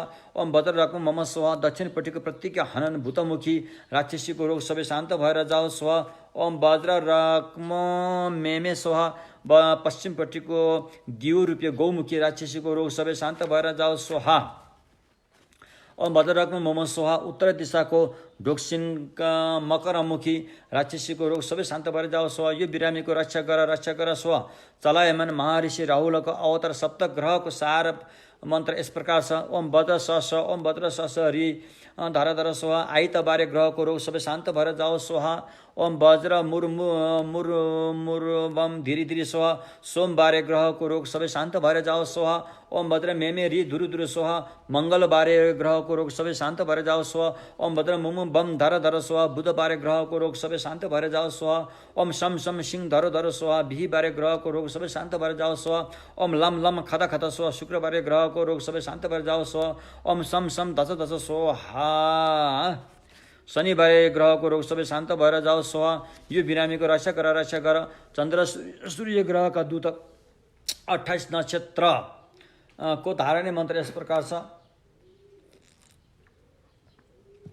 ओम भद्र दुशान्ति नाम घन मकर लङ लङ चेर चेर वक्ति वन सोहा 28 वटा नक्षत्रको रोग सबै शान्त भएर जाओस् सोहा महर्षि राहुलको अवतार चलायमान सप्तग्रहको धारणे मन्त्र यस प्रकारको छ ओम सिन सिन मुसम ज्ञान सेम शुक हरि कुरी मुरी सुरी फुरी धरि मो सोहा केङ्राने सतुनष्ट पार्ने देवी मातृका आदि अष्ट रोग सबै शान्त भएर जाओस् स्वाहा यो बिरामीको रक्षा गर ऋषि ग्रहका सेवक 80,000 किसिमको विघ्नको धारणे मन्त्र यस प्रकार छ ओम वज्र सम हम त्रिसुम रुद्रम खत्र सोहा 80,000 किसिमको विघ्नको व्यवधान रोग सबै शान्त भएर जाओस् स्वाहा यो बिरामीको रक्षा गर ग्रहको विकार सबै अपवित्रताबाट हुने गर्छ त्यसैले स्नानको धारण यस प्रकार छ ओम चन्द्रमा यक्ष वज्र चन्द्र क्रोधाय हुलु हुलु तेज बन्द बन्द हन हन अमृत हुँपट अपवित्रता बिटुलो सबै शुद्ध भएर जाओस् अपवित्रता सबै शान्त भएर जाओस् ग्रह नक्षत्रको रोग कुमन्त्रको प्रयोग सबै शान्त भएर जाओस् वा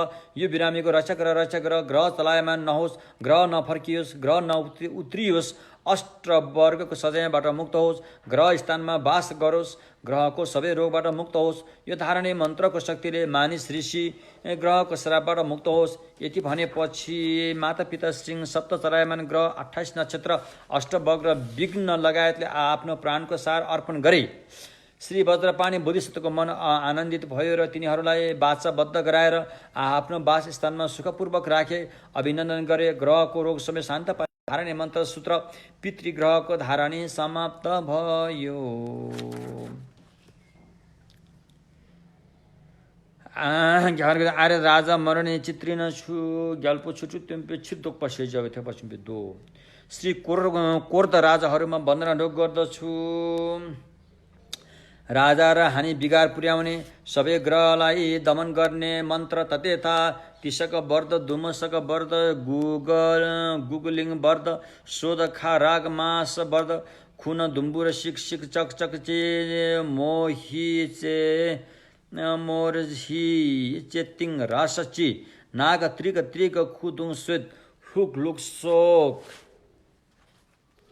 महाहिमालय नदीको रूप लिएको राजा मुखयताम भय त्रिकनन मारय छिङ छिङ सदुर क्षत्रिय परम शक्तिवान सिंह रूप लिएका राजा त्रिकनन मारय छिङ छिङ पूजा घरमा पसेका र बाँदरको रूप लिएका राजा मुखय त्रिकनन मारय छिङ छिङ सदुर सत्य परम शक्तिवान सिंह रूप लिएका राजा त्रिकनन मारय छिङ छिङ वास स्थान देवालयका रूप लिएका राजा त्रिकनन मारय छिङ छिङ पेहेर पुर चिति नेछु अचर भारतको ऋषि सोकपुर मङ्गोलका मानिसका रूप लिएका राजा त्रिकनन मारय छिङ छिङ माटोको मूर्ति र बालक शिशुको रूप लिएका राजा मुखय तम्पय त्रिकनन मारय छिङ छिङ भिक्षुको रूप लिएका राजा त्रिकनन मारय छिङ छिङ पुरुष र कुष्ठरोगी र बालकको रूप लिएका राजा त्रिकनन मारय छिङ छिङ स्याल र बिरालोको रूप लिएका राजा त्रिकनन मारय छिङ छिङ नानादे चमत्कार रूप लिएका राजा ओम मुख त्रि हुङ हुङ फट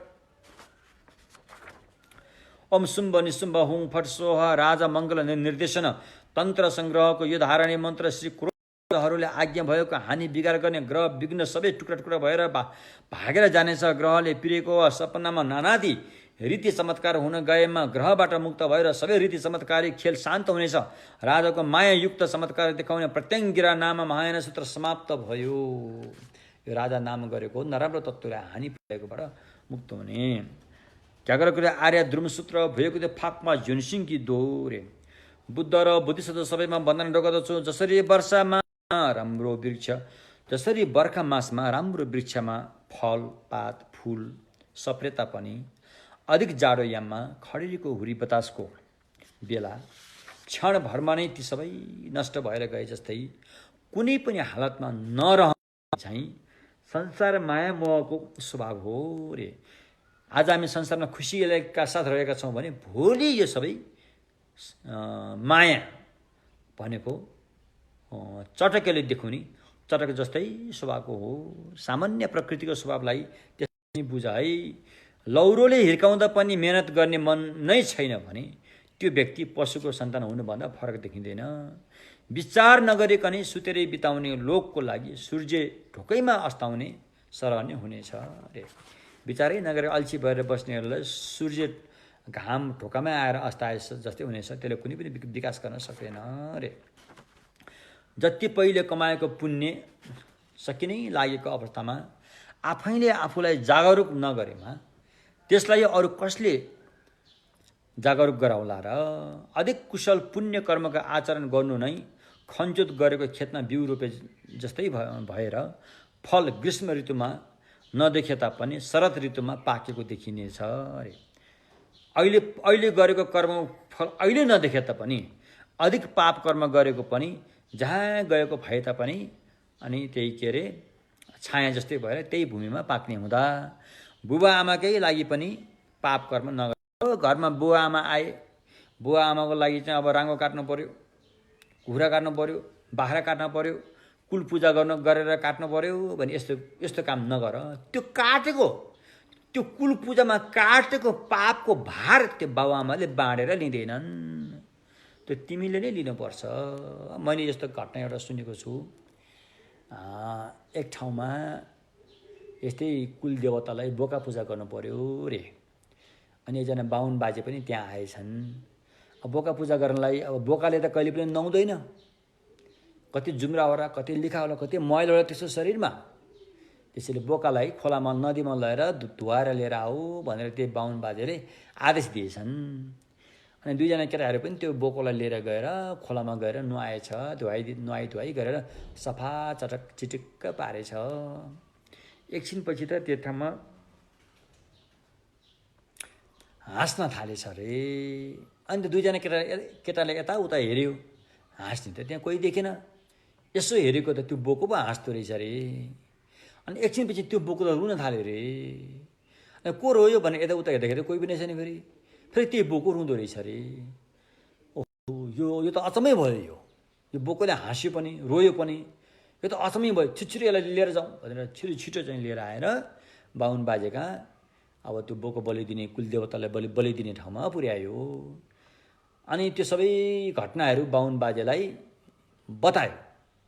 अनि बाहुन बाजेले पत्याएन, होइन होला त्यस्तो कहाँ हुन्छ र त्यस्तो भनेछ अरे। होइन हाम्रै अगाडि यो बोको हाँस्यो पनि रोयो पनि भनेपछि ल ठिक छ, तिमीहरूको अगाडि हाँसेर रोयो भने मेरो अगाडि पनि यसले हाँस्नुपर्छ, रुनुपर्छ। लौ तिमी को हौ, काली हो कि भगवती हो कि कुलदेवता को हौ, ल बक भनेर बकाउनखेरि बोका हाँस्यो अनि फेरि रोयो रे। अनि त्यो बाहुन बाजेले किन हाँसेका तिमी भन्दाखेरि म कुनै काली भगवती देवी देउराले कुलदेवता कोही होइन, म त्यस्तो कोही होइन, म सामान्य बोका हुँ भने अरे। अनि किन हाँसेको त भन्दाखेरि मैले चाहिँ यस्तो बोकाको रूप धारण गरेको 479 चोला भयो। मैले 500सम्म यो बोकाको जुन बलि भोग्नुपर्ने छ र यो आज यो अन्तिम बलि हो, त्यसैले म खुसी छु। अब उपरान्त मैले बोकाको चाहिँ चोला लिनुपर्ने छैन, त्यसैले म हाँसेको भनेछ अरे। रोएको किन त भनेर फेरि त्यो बाहुन बाजेले सोध्यो। अनि उसले के भन्यो भन्दाखेरि चाहिँ म पनि पहिला तिमी जस्तै बाहुन बाजे थिएँ, बोका बलि दिँदाखेरि बोका पर्साउने मन्त्र वाचन गर्ने बाहुन बाजे थिएँ। त्यसैले मैले पनि 500 मैले यसै बोका बलि दिएको कारणले आज मेरो यो गति भयो र तिम्रो भविष्य देखेर म रोएको भनेछ अरे। ओहो यो त अचम्मै भयो। उसो भए यो बोकालाई बलि दिनु भएन, बोका बलि दियो भने त आफू त्यो बोका भएर जन्मेर चाहिँ बलिको बोका बन्नुपर्ने रहेछ। ल हामी बलि नदिने भनेछ अरे। अनि त्यो बोकाले होइन आज त मलाई बलि दिनै पर्छ, मेरो त यो अन्तिम चोला हो बाहुन बाजे, ल मलाई पर्सिहाल भने हुँदैन भने त्यो बाहुन बाजे त डराएछ अरे। होइन मलाई त बलि दिनै पर्छ, यो मेरो अन्तिम जन्म हो भनेर त्यो बाहुन बाजेलाई पछि अरे ल यो बोकालाई खोलिदेऊ, यो आज कसैले मर्ने रहेछ हामी पनि हेरौँ, हामी यसलाई मार्दैनौँ भनेर बोकालाई दम्लोबाट खोलिदियो। खोलेपछि बोका पनि म्या म्या गर्दै आफ्नो घाँस खाँदै खाँदै यो त कान्लामा चढ्दै गएछ अरे। एउटा बोकालाई मनपर्ने घाँसको लहर भेटेछ अरे। अनि त्यो लहर यसो तान्दाखेरि त माथिबाट एउटा ढुङ्गा खसेर आएर टुप्लुक्क बोकाको टाउकोमा राखेर बोका त पुग्लुकै मरेछ अरे। बोकाको कर्म त उसले भोग्नु थियो भोगिहाल्यो, तर बाहुन बाजेको नयाँ कर्म त त्यहाँ बनेन नि। हो त्यसो भएकोले यो कुल देवताको नाममा पूजा दिने पूजा गर्नेहरू चाहिँ पछि त्यही परिवारमा अनि बोका बलि हैन, बलिको बोका, बलिको कुखुरा, बलिको अनि जन्तुहरू राङ्गाहरू भएर जन्मनु पर्ने छ। त्यो 500 चोलासम्म एउटाको हिसाब किताब 500 चोलासम्म त्यो चुकाउनु पर्छ अरे। त्यसैले हामीले चाहिँ बाबुआमाको नाममा पनि पाप कर्म गर्नु हुँदैन, कुलदेवताको नाममा पनि पाप कर्म गर्नु हुँदैन। आफन्तहरू आए, पाहुना आए, पाहुनाको नाममा पनि पाप कर्म गर्नु हुँदैन।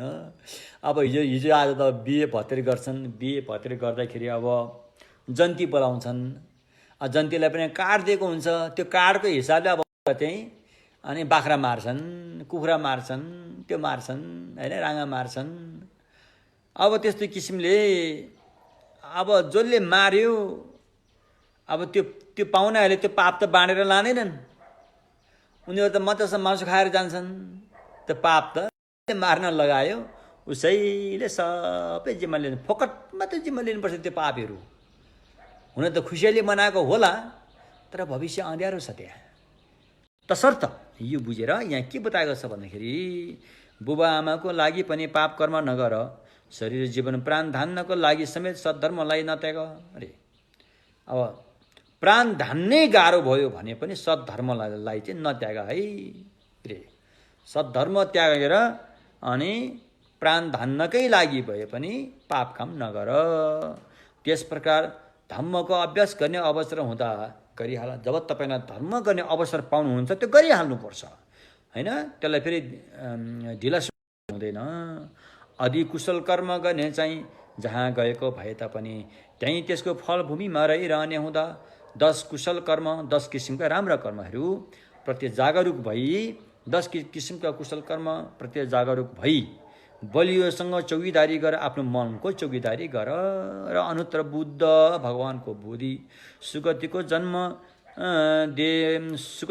देव र मनुष्य, पशु र नरक 3 मध्येबाट कुन चाहिँ रोज्ने हो? अब तपाईँ चाहिँ अनुत्तर बुद्धत्व प्राप्त रोज्ने हो कि सुगतिको मान्छेको चोला पाउने रोज्ने हो कि हैन, देवताको चोला पाउन रोज्ने हो कि प्रेतको चोलामा जान तल खस पतन हुन रोज्ने हो कि पशुको चोलामा जान रोज्ने हो कि नरकको चोलामा लिन रोज्ने हो? कुन चाहिँ चोला रोज्ने हो? तिमी आफैमा अधिकार भएको बेला रे। मान्छेको चोला चाहिँ हामीलाई अधिकार भएको बेला आफूले आफैलाई चोट नपुर्याऊ। बिख र अमृत कुनले फाइदा गर्छ त्यसलाई बुझ। हेर्दा छर्लङ्गे भएर पनि नदेख्ने मूर्ख बालकको जस्तो बुद्धि लिएर फलको आसक्तिले झुकियो भने दुर्गतिको वासस्थान, दुर्गति भनेको खराब काम गरेर ठाउँ गरेर जाने ठाउँ, दुर्गति नराम्रो गतिमा वासस्थानमा पुगिसकेपछि पश्चाताप गरेर के फाइदा हुन्छ र? जतिकै आफन्त र अधिकार धेरै भए तापनि मर्दा साथमा जाने कोही छैनन्। त्यो बेला शक्तिविहीन हुनेछ। आफू स्वयं ओछ्यानमा बिरामी भई सुतिरहँदा आफन्तहरू धेरैले घेरेर ए फलाना भनेर घेरेर बसे तापनि मृत्यु हुने बेलामा, यमदूतले पकडेको बेलामा मृत्युको संवेदना एक्लैले भोग्नु पर्नेछ, त्यो बाँड्न सकिन्न। त्यसै बेला आफन्त धेरै भएकोमा के फाइदा भयो र? पण्डितले धर्मको अभ्यास नगरे, पण्डित भनेको विद्वान, पहिला चाहिँ विद्वानलाई पण्डित भनिन्थ्यो, प्रोफेसरलाई पण्डित भनिन्थ्यो। अब अहिले त बाहुनलाई पण्डित भन्छन् के अरे। यो पण्डितको चाहिँ जुन शब्द चाहिँ गलत ठाउँमा चाहिँ प्रयोग भयो। पहिला चाहिँ जो विद्वान हुन्थ्यो उसलाई पण्डित भनिन्थ्यो। पण्डितले धर्मको अभ्यास नगरे, ऊ विद्वान छ, विद्वान पनि आफूले जानेको धर्मको आफूले अभ्यास नगरे ऊ सिपालु भएर पनि लक्ष्यहीन हुनेछ। धनीले दान नगरे, ऊ धनी छ तर दान गरेन भने ऊ अरूको ढुकुटुको कुरुवा सर हुनेछ, अरूको ढुकुटुको चौकीदार गरेको हुनेछ। विद्वानले अनुशासनको पालना नगरेमा ऊ खोक्रो रुख चाहिँ हुनेछ। धेरै सञ्चित गर्न आसक्ति धेरै धन सम्पत्ति कमाएर थुपार्नेमा आसक्ति नगर। किनकि धेरै सञ्चित गर्न आसक्ति गरेमा जम्मा गरेको सबै अरूले नै लानेछ। मौरीले साँचेको मह त्यो अरूले नै उपभोग गर्दछ। मौरीको मह अरूले उपभोग गरे जस्तै धेरै सम्पत्ति साँचेर राख्छन् नि, त्यो अरूले खाइदिन्छ। जन्म कहाँ लिन्छ कसैलाई, मरेपछि जन्म कहाँ लिन्छ त्यो कसैलाई थाहा नहुनाले आफ्नो शरीरलाई उदाहरणको रूपमा हेरेर अरूको शरीरलाई घात नपुर्याऊ। कोसिसै नगरिकन तिलबाट तेल कहाँ नै आउँछ र? तिलबाट तेल निकाल्नलाई त कोसिस गर्नु पर्यो नि। कोसिसै नगरिकन तिलबाट तेल कहाँ नै आउँछ र? जस्तै गहुँ र केराउको बिउबाट फल कहाँ फल्छ र? गहुँ रोपे केराउ रोपेर जौ फल्ला पनि आशा गर्न मिल्दैन। सुकर्म गर्यो भने श्री सम्पन्न हुनेछौ, दुष्कर्म गर्यो भने पीडा हुनेछ। कुबुद्धिले गर्दा पृथक जन भनेपछि सामान्य तीर्थिकहरूमा विश्वास गर्दछन्। तीर्थिक भनेपछि मिथ्या दृष्टि भएकाहरूमा विश्वास गर्दछन्। काल्पनिक कुरामा रमाउँछन्। काल्पनिक विषयद्वारा मुक्ति कहाँ नै हुन्छ र? जस्तै रेशमी किरा चल्न चाहेर पनि रेशमको धागोले डल्लोमा अल्झे जस्तै हो। छ खुट्टेको हिँडाइको पछि नलाग। जोखाना हेर्ने र झाँक्रीमा विश्वास गरेर हेरफेर नगर। भूत र राक्षसलाई माथिल्लो स्तरको मानेर नबोलाऊ। मार र विघ्नको शरणमा नजाऊ। जन्म र मृत्युबाट रक्षा गर्ने भगवान बुद्ध श्रेष्ठ हुनुहुन्छ। दुःखबाट रक्षा गर्न सद्धर्म श्रेष्ठ छ। भयबाट रक्षा गर्न सङ्घ श्रेष्ठ छ। त्रिरत्नमा भर परेर सम्यक दृष्टिको अमृत पान गर। मिथ्या दृष्टिको विष पान नगर। बालक र तन्नेरीको सोचाइमा तन्नेरीपनलाई नित्य भनी ठान्दछ। म त ठिटी छु भनेर मक्ख नपर। तर बालक र तन्नेरीपन पूर्णतया अनित्य हुन्छ। बालक र तन्नेरीपन अनित्य हुन्छ। बालक भएकोले नै ऊ तन्नेरी हुनु गयो, तन्नेरी हुनाले नै त्यो बुढो हुने हो। तन्नेरी पूर्णतया अनित्य छन्। दिन र महिना सकिएर बुढ्यौली अवस्था नजिकिन्छ। फाँसी दिने ठाउँमा लैजाँदै गरेको अपराधीको जस्तै उसको प्रत्येक पाइला मृत्युको नजिक हुनेछ। आज हो कि भोलि हो मृत्युको भर छैन। अहिले नि कसिएर अभ्यास गर्न तत्काल लागिहाल। आज मर्छ भोलि मर्छ आफूलाई पत्तो हुन्न। मृत्युको बेला हजारौँले बोलाए तापनि कानले सुन्ने छैन। कल्याण मित्र गुरुको सङ्गतबाट वञ्चित भएमा जुनसुकै बेलामा पनि मारले अवसर लिनेछ। विघ्न बाधाले जसलाई पनि अवरोध गर्नेछ। जीवनभरि कमा सम्पत्ति छोराछोरी स्वास्नी सेवकहरू मृत्युको बेला सडेको वस्तु झैँ गरी त्याग्नु पर्नेछ। छिट्टै एक्लै जानुपर्ने भएकोले त्यति बेला भर पर्दो साथी को हुन्छ त? 100 वर्षसम्म धान्य भोजन भए पनि मर्दा भोको पेट जानुपर्नेछ। 100 वर्ष पुग्ने लत्ता कपडा भएर पनि मर्दाखेरि नाङ्गे जानुपर्नेछ। विद्वान भए तापनि पण्डित चलाक जोसुकैले पनि 10 कुशल कर्म गर्न गाह्रो भए तापनि त्यसलाई नत्यागस्। पुण्य कर्म गर्न गाह्रो त छ, तर गर्नुपर्छ, त्यसलाई त्याग्नु हुँदैन। 10 अकुशल पाप कर्म गर्न सजिलो भए तापनि दुर्गतिको पीडालाई खप्न नसकिने हुँदा त्यस्तो पाप कर्मलाई सम्झेर सद्धर्म नगर। पहिला जन्मदा पनि एक्लै जन्मेर आएका थियौ, पछि मर्दा पनि तिमी एक्लै नै मर्नेछौ। त्यसैले कल्याण मित्र गुरु खोज। उहाँले सबै स्वीकार्य देखाउनु हुने भएकोले कल्याण मित्र पिता समान हुनुहुन्छ। सबै अपराधलाई रोक्ने भएकोले कल्याण मित्र गुरु माता समान हुनुहुन्छ। अविद्याको अन्धकारलाई हटाइदिने भएकोले कल्याण मित्र गुरु बत्ती समान हुनुहुन्छ। क्लेशको दलदलबाट उद्धार गर्ने भएकाले कल्याण मित्र गुरु भनेको पहलमान समान हुनुहुन्छ। त्यसैले कल्याण मित्र गुरुको खोजी गर। सद्धर्मको द्वारमा पुगेनौ भने मान्छेको चोला पाएको पनि व्यर्थै हुनेछ। नतुरिने कर्म प्रति प्रयत्न नगर।